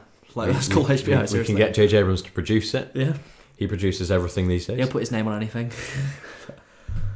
I feel like J.J. Abrams, sorry, quick side note from your Wes Bentley. Yeah, go ahead, mate. But J.J. Abrams, he produces so much, his name's on practically everything that comes out now. Yeah. It almost feels like he's like on homework deadline day. He's like, hey, can I quickly have a look at your thing? And then he quickly signs his name on it. Like, oh, can I have a quick look at that group project thing? And then he signs off on it. But no, J.J. Abrams is brilliant. But, I will restrain myself with Wes Bentley now because I feel like I need to spend some quiet time by myself just looking at pictures of him and just kind of you will be Sean Harris in that armoured truck. You'll just be in a straight jacket just thinking about Wes Bentley. Yeah, pretty much. There's going to come a day when it's like you and me haven't seen each other in absolutely years. And it's like you come up to me, it's like you shake my hand, it's like, oh man, haven't seen you in forever, how the fuck are you doing? Wes Bentley will walk up next to me and go, hi, I'm Wes Bentley. I'm Zach's partner. How are you? Who are you? And you're just going to be forced to just bask in just how well I've done with my life. Yeah, then I'll have saved the world somehow by uploading fucking some shitty video essay or something. Yeah. And then I'll be lying there. I'll have a moment with Zach. And then he just walks away. I see him kiss Wes Bentley. Yeah. I'm like, I finally upload the final episode of Sour Popcorn, and we just look at each other, and it's like the nod at the end of La La Land, and then you just go off with Wes Bentley. What it's going to be is like you and me, like we've planned it all out. We've filmed the entirety of Boxhead 2. We're getting ready to edit it, and then Wes just turns up, puts the box on his head, and we just walk off together.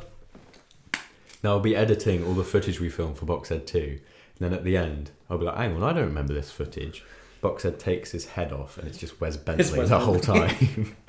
Wes Bentley, if you're listening, just give us a call. on the Twitter page for Sour Popcorn, I'm now on the bio. I'm just gonna put "and fans of Wes Bentley." Yes, thank you. No, put "and vivid fans of Wes Bentley." That's brilliant. This was the best looking Mission Impossible film. I'd argue best Mission Impossible film. It didn't just have the best Wes Bentley, it was the best Mission Impossible film. It was the perfect popcorn film as well. I think if Paramount needed a film to work this year, this was the film that would work for them, because this was, I'm not the sort of person that would recommend an action movie to my mum, but if I had to get her to see one, this is the one I get her to see. This is the franchise that I would get my mum to see. Maybe Skip 2, but... This is the sort of thing where it's like, Like I think any human alive could feel the suspense of that helicopter scene. Like in that theatre with that sound, anyone could feel that. I don't care if you think it's just a movie. You would at least like look at that and think, fuck, that's impressive. They did that. Like if I'm gonna sit down with my mum and watch any film, it's gonna be this. Yeah. Like as well as like this is a film that anyone can enjoy. People who love action films, people who love romance films, anyone, because it does so many things. It has so many hands and so many pies, yet while working so well. I don't think there's a single thing in this film that someone can't find and be able to attach themselves to. Like, if you're just a fan of good character work, you'll enjoy this. If you're a fan of great action, if you just want something just to turn your brain off and enjoy, you will enjoy this. Like, if you want a really smart, prestige blockbuster that you haven't seen in forever and like you're starting to lose your faith, this is one of them. Just top to bottom impressive, stupidly smart, and just clearly well done. I don't think, because of how good this one is and it sort of has a really satisfying ending, as much as I'd love to see more, I don't want a Mission Impossible film for a while. I want Macquarie to go off and do something by himself. He makes it either... I prefer new IP from him. Like that's the best thing about this film. He's now got the ability to do whatever he wants after this film. Especially Paramount, they'll just be like, just make us all the monies. Like, I think any studio in the world will want this guy want. now. It's like, you've just made one of the best practical action films ever. Please, we'll do whatever you want. If this was an art house film, it would win loads of awards. But because it's not even an art house film, but if it wasn't a franchise, I'm hoping that the Oscars give this something. Yeah, this needs like if ever best stunts category was needed at the Oscars, this is it. It was for this. Like, you know when they first did best animated film, like when they gave it to Shrek for the first year, and then they did some posthumous awards, like they gave one to Snow White. I think they also gave one to Sleeping Beauty, didn't they? Because they say, these deserve one. When stunt director and stunt choreographer works, like, or best stunt actor comes in, they need to posthumously award this film because it was just so well done. And I think we won't see something like it again, at least for a few years, if ever. Like, I don't think I'm going to feel that engaged and just on the edge of my seat in a film for a long, long time. You said in the previous episode about Ghost Protocol that you thought, okay, the franchise has peaked. I don't think it can go anywhere from here. That's what I feel about this one. Yeah, every single Mission Impossible film, though, I've always said, right, well, where the hell do you take it after that? And they've managed to do it. Yeah. Like, Tom Cruise or the director has found something to like make you think, right, this is a good reason to come back to it. This is how we make it work. And I have no doubt that they'll do it again. If they want to do it again, that is. Like, at the same time, if they don't want to, I'm happy because this was an amazing final outing. This just worked brilliantly. It was perfect. I can't... Like, I had my little nitpicks with it, like how Angela Bassett wasn't in it enough. Like, they kind of made the fact that he was Michael Lark a little bit intricate. Like, you kind of had to really be paying attention. It was like, okay, all right, yeah. It was quite on the nose and quite obvious when he was like, I wrote those words. Yeah. But again, and then just the beginning bit, which was obvious, but a normal audience isn't going to care. I think it's brilliant. I'm really excited Angela Bassett is the new secretary because I love her. She's brilliant. I saw a picture and it was her and Henry Cavill. It was the shot of them outside the Eiffel Tower, and it said, when Black Panther's mum calls Superman to kill Thanos. That's so good. And we saw it in full glory. We saw the most expensive moustache in Hollywood. It was a well-earned moustache. It was very good. Henry Cavill was fantastic in this. Like, people give Henry Cavill a lot of shit, so he's really wooden, not a great actor. He was great comedically. He was great as an action star. He was great as a villain. He was fantastic in that bathroom and scene. He's given lots to do. His reloading arms going down in history. Gosh, it gives me hard thinking about it. But bloody hell, like, that bathroom scene, because they're both struggling. That was incredible. That was something else. And I love like the quick thinking of Rebecca Ferguson, where it's suddenly they're like, got a broken nose and then it's bleeding. Just how it all goes. That they're in the toilet and the blokes come in, they're singing Olivia on Rose. That was funny. That got me. Like, I can't. This is probably. Like, I didn't think I'd be saying this in a year where Infinity War was out, but this was my best cinema experience of the year. Like, this just had me so enthralled, so thrilled. I was mesmerised by the craft of it, and I cared about every single character, which I didn't with Infinity War. This was my best cinema experience of, like, the year, in terms of a film-wise. Like, seeing it with a crowd, quite clearly it's Infinity War, but just for me personally, it's this film, and that's probably why it will always be on my top 10 for this year.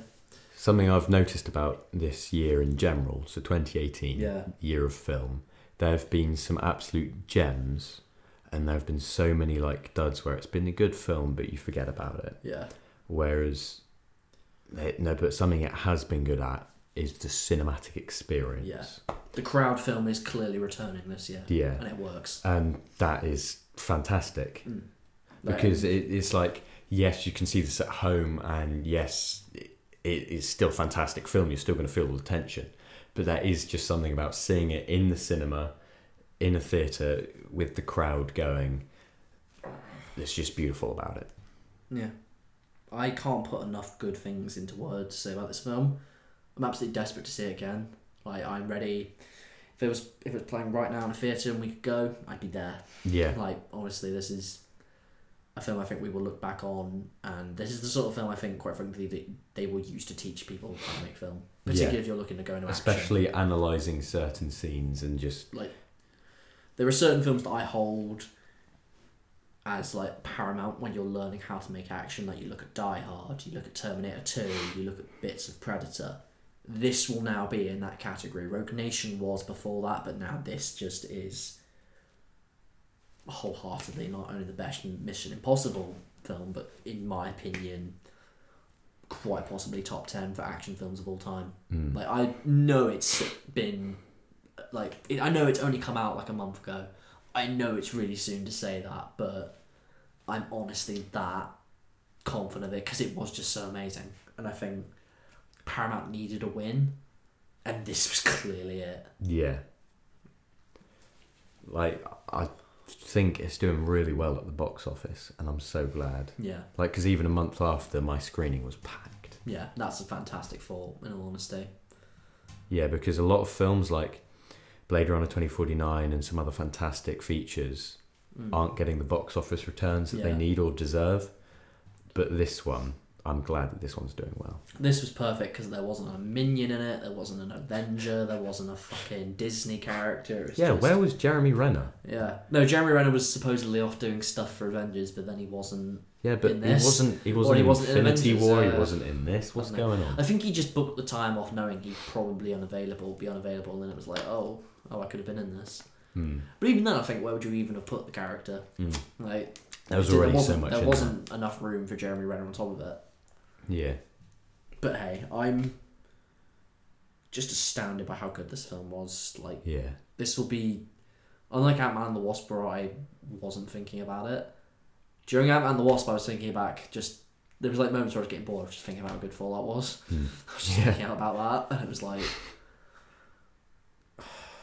this film, man, just this film. It's like rare when we have a moment where it's just like, we're just quiet, and we're just like, ugh, because it was just so good. You can't just put everything out there. You just have to accept it was good. There's so much that this film just brings to the table. And this is a sour popcorn high recommend and a sour popcorn demand. See this in the theatre if you still can, because this is one of the best theatre movies I've ever seen. Agreed. And best Tom Cruise one ever. Oh yeah, I was going to say that. Yeah. I give it 13 out of 5 Tom Cruises. I give it 24 out of 5 Tom Cruises. And it just makes me feel just horrible about myself. And fantastic Wes Bentley. Dude. I think we should leave it there. Yeah, just leave it there with Wes Bentley. Right, so that was our 2 reviews for this week, Ant-Man and the Wasp and Mission Impossible Fallout. So now we'll go into our quickfire question. Oh no, before we go into the question, we need to discuss the results. Yeah, well, it's clearly you that won. So it's been 2 weeks since we last spoke about the quickfire question. before I was going to say this, before I ended up winning the second week, I was going to say, because the first week it was a tie, it was 50-50 on the Mamma Mia and Little Mermaid horror film reimagining. But for the second week, with the practical stunt, Buster Keaton won by a long shot, a landslide. I was going to say, if we have a draw, I was then going to say for whoever wins the next week wins both. But now it looks like I'm just saying that because I won it. But I'm happy to do a coin toss to see who wins if it is 50-50 on the vote. Let's do a coin toss. That seems more fair than just whoever wins the next week wins it. Because it's annoying. I should have bet on a coin toss. It's annoying because I was going to say it before I won the next week. Yeah, but I'm sure. Now it just looks like you're just a villain, which in ways you are. Let's do a coin toss. You may still win. Do you want heads or tails? I'll go heads. That's not a flip. You flip it then. You flip it.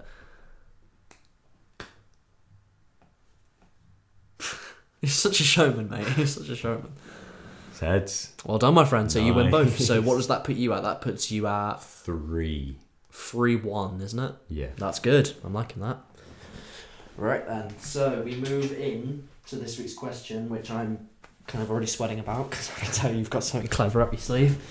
Right, so keeping it in line. If it's a question about best husband in the world, then we're going for Wes Bentley. I'm going to win it instantly, but hey. So keeping it in line with what we've discussed in the episode, Mission Impossible Fallout had a fantastic trailer with brilliant music. Like can't fight the friction, just completely get stuck in your head, rewatch it over and over. Brilliant hype trailer. And like with the stunts, because we've been discussing it, Mission Impossible Fallout trailer, off limits. So I put the question, what is the best hype trailer? Trailer that gets the whole, like, just gets everyone unanimously going, yes. Okay. And I'm going to say Avengers Infinity War. Okay. Because it's broken too many records with, like, most viewed in a certain amount of time, in 24 hours, millions and millions upon millions and millions upon millions of views, as well as it actually being a fantastic trailer. It calls back towards all of the whole cinematic universe, where it's the Samuel L. Jackson speech, but they get the different characters to do it. Good. And it this is moments. the one where at the end where it's he meets the Guardians. It's like, who the hell are you guys? The first one, right? I'm just getting confused because I saw both of them and I'm like wondering which one it is. It's the one where it has the shot of them running at the end, like the whole team there. Sorry to interrupt. Oh, no. I should have been more specific. But they even shot things to not spoil the film because of how much secrecy was guarded around it. They even shot specific things, like the Hulk wasn't in this film, and they even added the Hulk into the trailer. And the way that it just unanimously united the internet, like the internet doesn't unite about a lot of things, but the way that it just all solely came together, and everyone loved it, and everyone was hyped, and everyone was worried about who's going to die. And it was just a beautiful moment to be a part of a fan base where everything was positive, because being part of certain things, there's a lot of toxicity. Yeah, definitely. But this was a trailer that I rewatched and rewatched and rewatched. Know every single word to it, know every single sting in the music, and how all of the sound effects come together and it culminates and it shows the action without showing too much. And that's, along with a lot of fan service, that's why I'm saying that Avengers Infinity War has the best hype trailer. That is an extremely good pick. I'm not gonna lie, it probably would have been my pick had that been my question. But if this were Pokemon right now, I'd be pulling an Ash Ketchum. I'm gonna turn my cap round backwards. I'm gonna say it's all or nothing, because I'm gonna put Disney's other biggest cash cow up against yours. I'm gonna say the first Force Awakens trailer. Because quite frankly, this was, I know it's been beaten, but this was the highest ever watched YouTube video. Like, this was the biggest thing. This was the biggest trailer of all time when it came out. And this trailer works so amazingly in the sense that this is perfect for the the new casual comers to Star Wars, where it's like it's pulling in like the ideas. It's like it's got the Luke speeches. It's like the shots of Finn and Rey. It's like, who are these new people? We don't know who they are. But then it's just got those little moments that just speak so well to the fans. It's just like the shots of in the desert, like the Star Destroyer. Like the things like, oh, what's this coming in? It's the little score, the somber moments, like the dun dun. And then when it just, it's gone to that end of that speech, and then it's black, and then it's just, and the Falcon is flying through. That is childhood reignited within your very soul. That is a film trailer that not only just classifies to the fans instantly, we are back, Star Wars is here, Star Wars is reawoken. But this is a hype trailer that is also fantastic for new fans, because not only does it get you interested to see where it's going, it gets you working really well with the fact that this film looks fucking cool. Like those shots look beautiful, these characters seem interesting, and then just the culmination of it, like you think they're not going to show anything, you think like this is going to be all we get, and then just at the very end, Chewie, we're home, and they were never gone. Like there was, because at the time, like I can remember it so vividly, I was one of these people, like we were so worried, so worried that Mark Hamill and Harrison Ford and Carrie Fisher were coming back. We were so worried, it's like it's not going to be the same. They're just trying to catch lightning in the bottle again, and you saw that and you were sold instantly. You didn't care. You were happy they were back. And instantly, you say about like how your film like was a positive time for the fan base. This was a monumental moment, because there was not only theories, there was celebration of the fact like people were. There was like the reaction videos, people cried just the fact that Han and Chewie were on the screen again. There was like the scene by scene dissections of what this shit meant. Both work amazingly on the same scale, of the sense that it's bringing something together you thought you'd never see again, or for the first time ever. But I think my film works in the sense that yours is playing very much to the idea of like, this is the culmination of what the fans want. Mine is very much saying like, Star Wars fans, we're back, we're here for what you want. But I think mine also works for new fans, because it's saying like, you've heard of what Star Wars is, you know kind of a general idea, but then it's like, now let me really show you, let me really impress you. And I think when a film can get you hyped just by playing some music and just by showing a single shot of a spaceship, that's when you know you've got a hype trailer, because they didn't have to show much at all and it just worked. Yeah, Avengers both are incredible. Avengers does the same with the music bit, because it has that shot of them all there, and then it suddenly comes into the Avengers score. Yeah. But when I first thought of this question, it was because of the Force Awakens trailer. Yeah. And then in my head I thought, okay, what other ones could be counteracted with it? And I was like, Infinity War. Wait, I got a lot more hype to Infinity War trailer. Yeah. So that's why I went with that one. But great pick. Yeah, I'm interested to see how that goes, that one, like Star Wars v Avengers. Yeah. I think Avengers will get it, because that's like the more like recent, and everyone just fell in love with it. Oh, and the dread you feel with Thanos, like just those moments in the trailer. Especially when he has like Spider-Man by the neck and he just goes doof, like in the film where it's like insect. Doof, was it and like that shot? Was it in that trailer where he was doing the line like, dread it, run from it, destiny still arrives. That's so perfect. And then he just walks out of the bit and he's just looking around. Fantastic trailer, both of them. But that's sort of your answer. Yeah, that's my answer. We'll put that up on Twitter, but your answer sort of leads into my bargain bin. Yeah, he's a happy boy about this one. He's a very happy boy today, about this one. Picked up Force Awakens on DVD for £1. Really happy. I'm really happy about that. Although I feel like it was a bit of false advertising, because on the back, next to the blurb, it has like a picture of Rey, like the famous one of her in the desert on Jakku. Then underneath it has Han Solo, Leia, and then a few other characters like Finn and Kylo. Then it also has Luke Skywalker. That is false advertisement, good sir. I remember how annoyed we were when his name was on the poster. It's like, not even in the movie, mate. But apart from that, I've been away for the past 2 weeks. That's why we had the pre-recorded show. First week away on camp. Good. He's a happy boy. Like, really good week. Second week with my grandparents also a really good week. And on one of the days there, because I hadn't been shopping for DVDs and Blu-rays in a while, sort of went a bit overboard. I Good bought boy. too many Blu-rays, but the main ones of note: 10 Cloverfield Lane. Well done. Well done. Love the film. £1.99 on Blu-ray. That's shocking. Where did you get that? One of the local charity shops in brilliant. Yeovil. Also, in updating all my DVDs slowly into Blu-rays, Yeah. got Hot Fuzz Special Edition on Blu-ray, Well done, boy. £1. But the one that I am the most happy with, because it was only £1, The Gift on Blu-ray.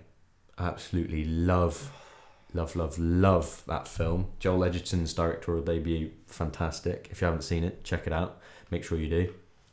And then I also got underrated Sam Raimi film, Was the Great and Powerful. Looks really good, but right. I see why people have problems with it, as well as a few other ones. But then today I got Super 8 on Blu-ray for £2. That's not bad. I really enjoy that film. J.J. Abrams. Yeah, and then I also got a double pack of Memoirs of Geisha and Hero for £1 on That's DVD. really good, that. Yeah, so that's been my film bargain bin. The other stuff was like uni supplies, but Yeah. We're not going to go into uni supplies, mate. It's just Jesus just Christ. be here for days. I'm going to be here for days on what I've bought. I have... I was able to enjoy a very nice trip to Bristol. I was very pleased with myself. I'll go in from what I picked up with my DVDs first. I got a really nice copy of Donnie Darko for literally £1. It was the director's cut. It was 2-disc special edition. It had a beautiful lenticular sleeve cover, and it was kind of like a transparent one where it's like the picture kind of changed the way you moved it. It was perfect. I had to have it. Just had to. Even though I already owned Donnie Darko, I had to have another one. The amount of times I double buy stuff just because it's special beautiful. edition. I don't care. I just want it. Also able to pick up the of course, the 2 biggest new releases, Ready Player One and Isle of Dogs. Really happy with those. Bought them full price, but I didn't care. I just wanted them. I was happy, and they were just good. But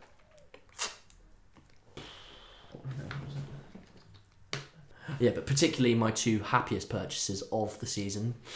These are actually today. I was in Totnes. Managed to pick up both Kill Bill films for 50p because the woman didn't want them in the shop.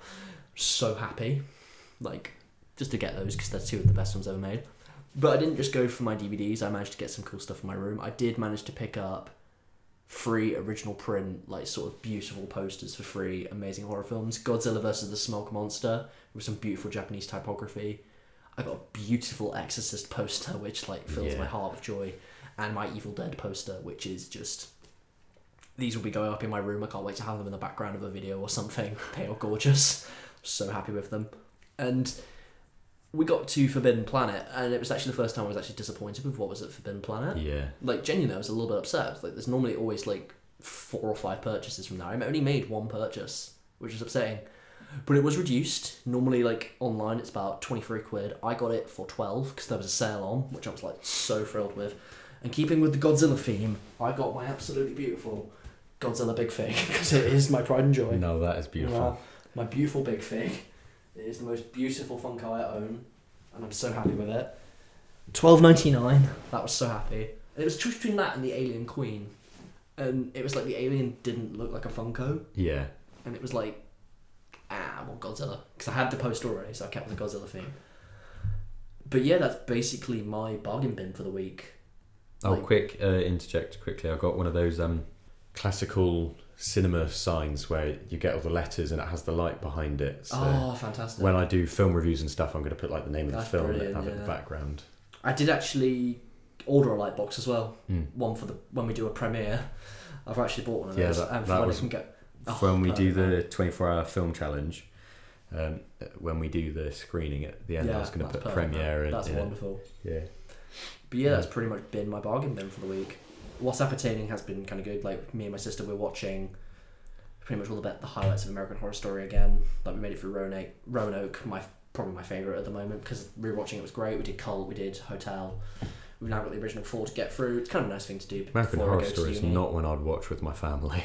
No, me and my sister Even watch it. my sister. We both enjoy it. We're both big fans. Really big fans. It's great because we have different opinions. She hates Asylum. I think it's the best season. It's really good. Trying to get through Cowboy Bebop, I've had to put that on pause for a little bit because I'm absolutely loving it, but I've just been busy. And I tried starting Castle Rock, and this was just the new Stephen King one, isn't it? Yeah, and it was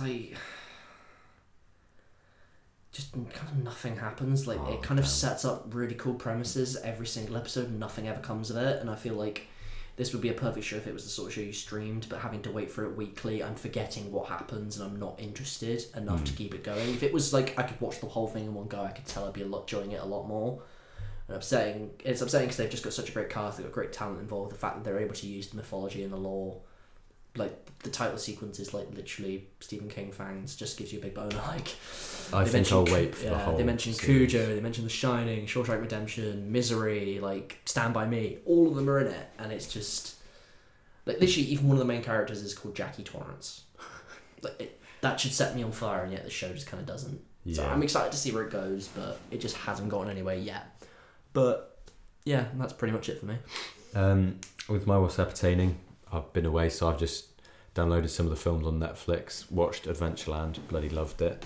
One of the best rom-coms. But I've been watching a lot of stand-up comedy lately. Been watching a lot of them, like Hannibal Buress, really funny dude. I've also been rewatching a few Marvel films. Like I had to show my dad Civil War before we went out and watched Black Panther.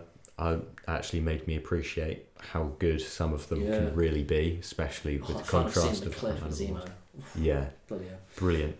It's actually given me a lot more appreciation for Civil War and Black Panther, both of them, rewatching them, especially in contrast to Antman The Wasp. Yeah, definitely. But yeah, my room's up and running now again, so I've got my Xbox going again, got Game Pass, so that's a lot of games that I've been playing. Been playing a lot of Forza Horizon, as well as they've added Doom to it to Game Pass, so I've been playing that, and yeah, just been getting back into games while watching films. But I've also finished a few scripts that I'm excited about that hopefully be filmed and ready soon. My 2 horror short films will be done by the end of the weekend, and I'm extremely excited to show you them because I want to try and work with you. I think now the fact that you've seen American Werewolf in London, which I'm going to hug you for later, you will notice some of the shots that I've created because I'm stealing it directly from an American Werewolf in London, but we'll let you know that. And my horror documentary will eventually be along. I'm just kind of working out how I want to rework it, but we'll get there. Also, disclaimer for my short film One Shot. Finish the script, and that's going to be more of a technical one rather than writing masterpiece, because while I've given each character a moment, it's going to take a lot to orchestrate it. So that's going to be very much a technical there better be like a pizza at the end of that. Yes, I will thank you all for it in a good way, but I can't wait to film that.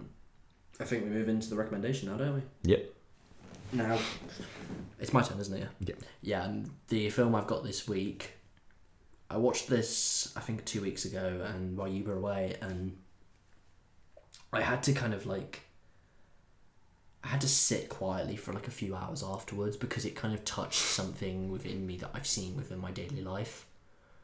Like, you know, kind of like when you go into town sometimes and that there are those people like, and they've got like flyers, like they're stood beside stalls, and this film completely destroyed that image in my mind forever now.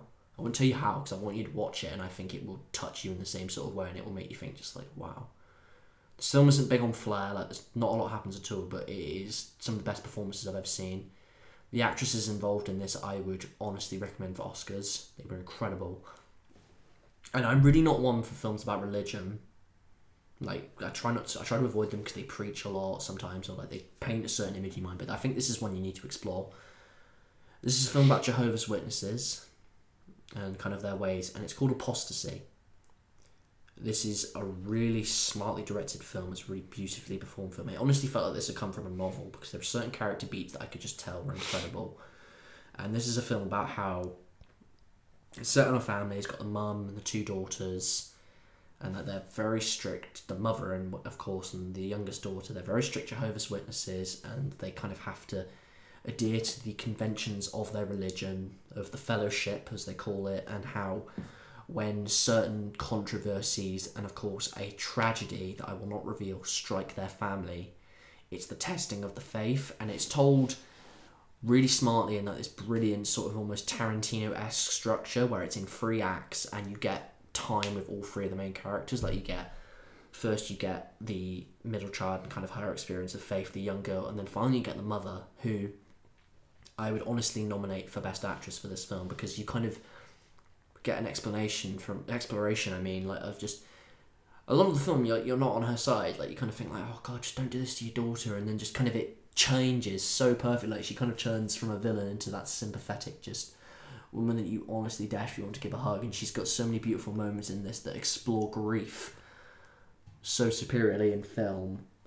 And the way this film was shot in certain ways, like there was a line in this film and the final finale at the end that just kind of broke me a little bit, and I had to pause it, and I had to like think like, wow, like this is a film that isn't lights and flair. It's just one to think about and one to kind of like have a little in ways like a little bit of a cry through. Like, it makes you really sad, and it will forever change kind of how you look at religion, particularly Jehovah's Witnesses, and it will make you think twice kind of when you turn the other eye to certain people, and when you think certain things about how people believe and what they hold dear to themselves. Because you think throughout this whole film, how can you let that get in the way of this? This is your daughter. How can you focus on something like that? How can you let her be thrown out and cast out? And then you just think, because it's what she believes and it's what she's hold dear, it's what her life is built on. Who am I to honestly question that?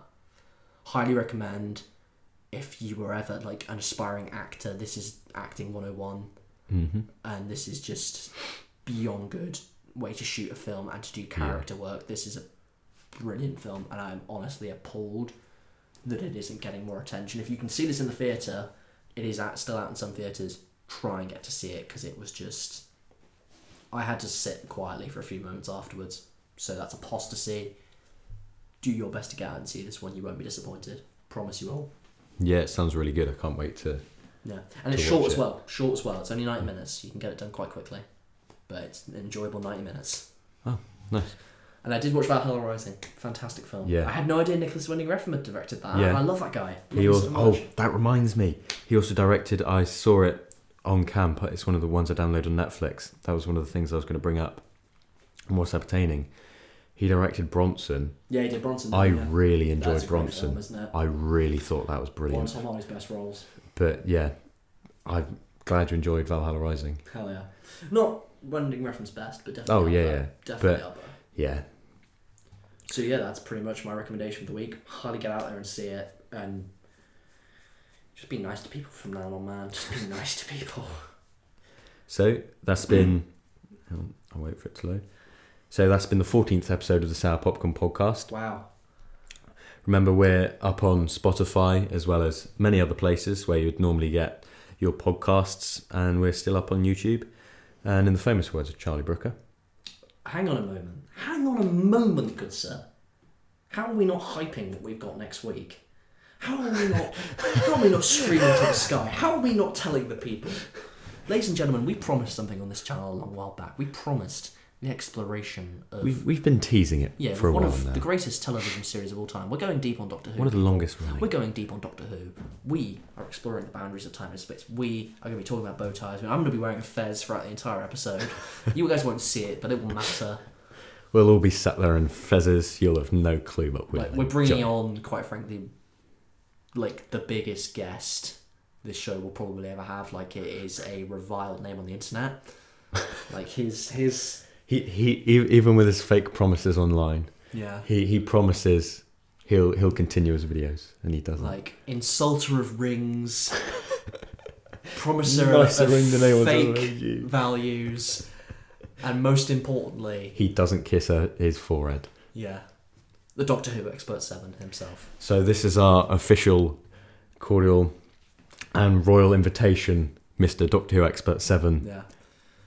Next Tuesday, we'll be in contact. Yeah. We'd like to keep you aware that this will not be a traditional episode. There'll be no reviews. There's going to be no news. There's going to be like trivia. There's going to be discussion of the show, some of the new footage. There will be a quickfire question next week, but it'll be for me and Jake. It will be related to movies.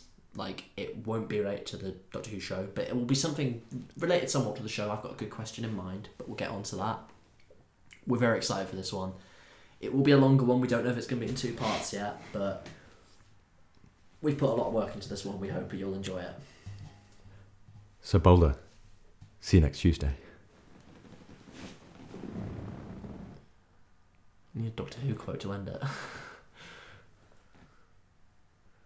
Raggedy Man. Goodbye. We're so sad. We're such fucking nerds. The famous words of Charlie Brooker. Go away. Yeah, go away.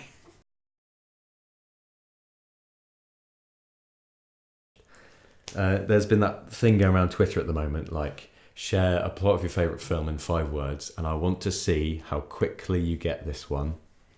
I wrote, grief strikes a vulnerable mother.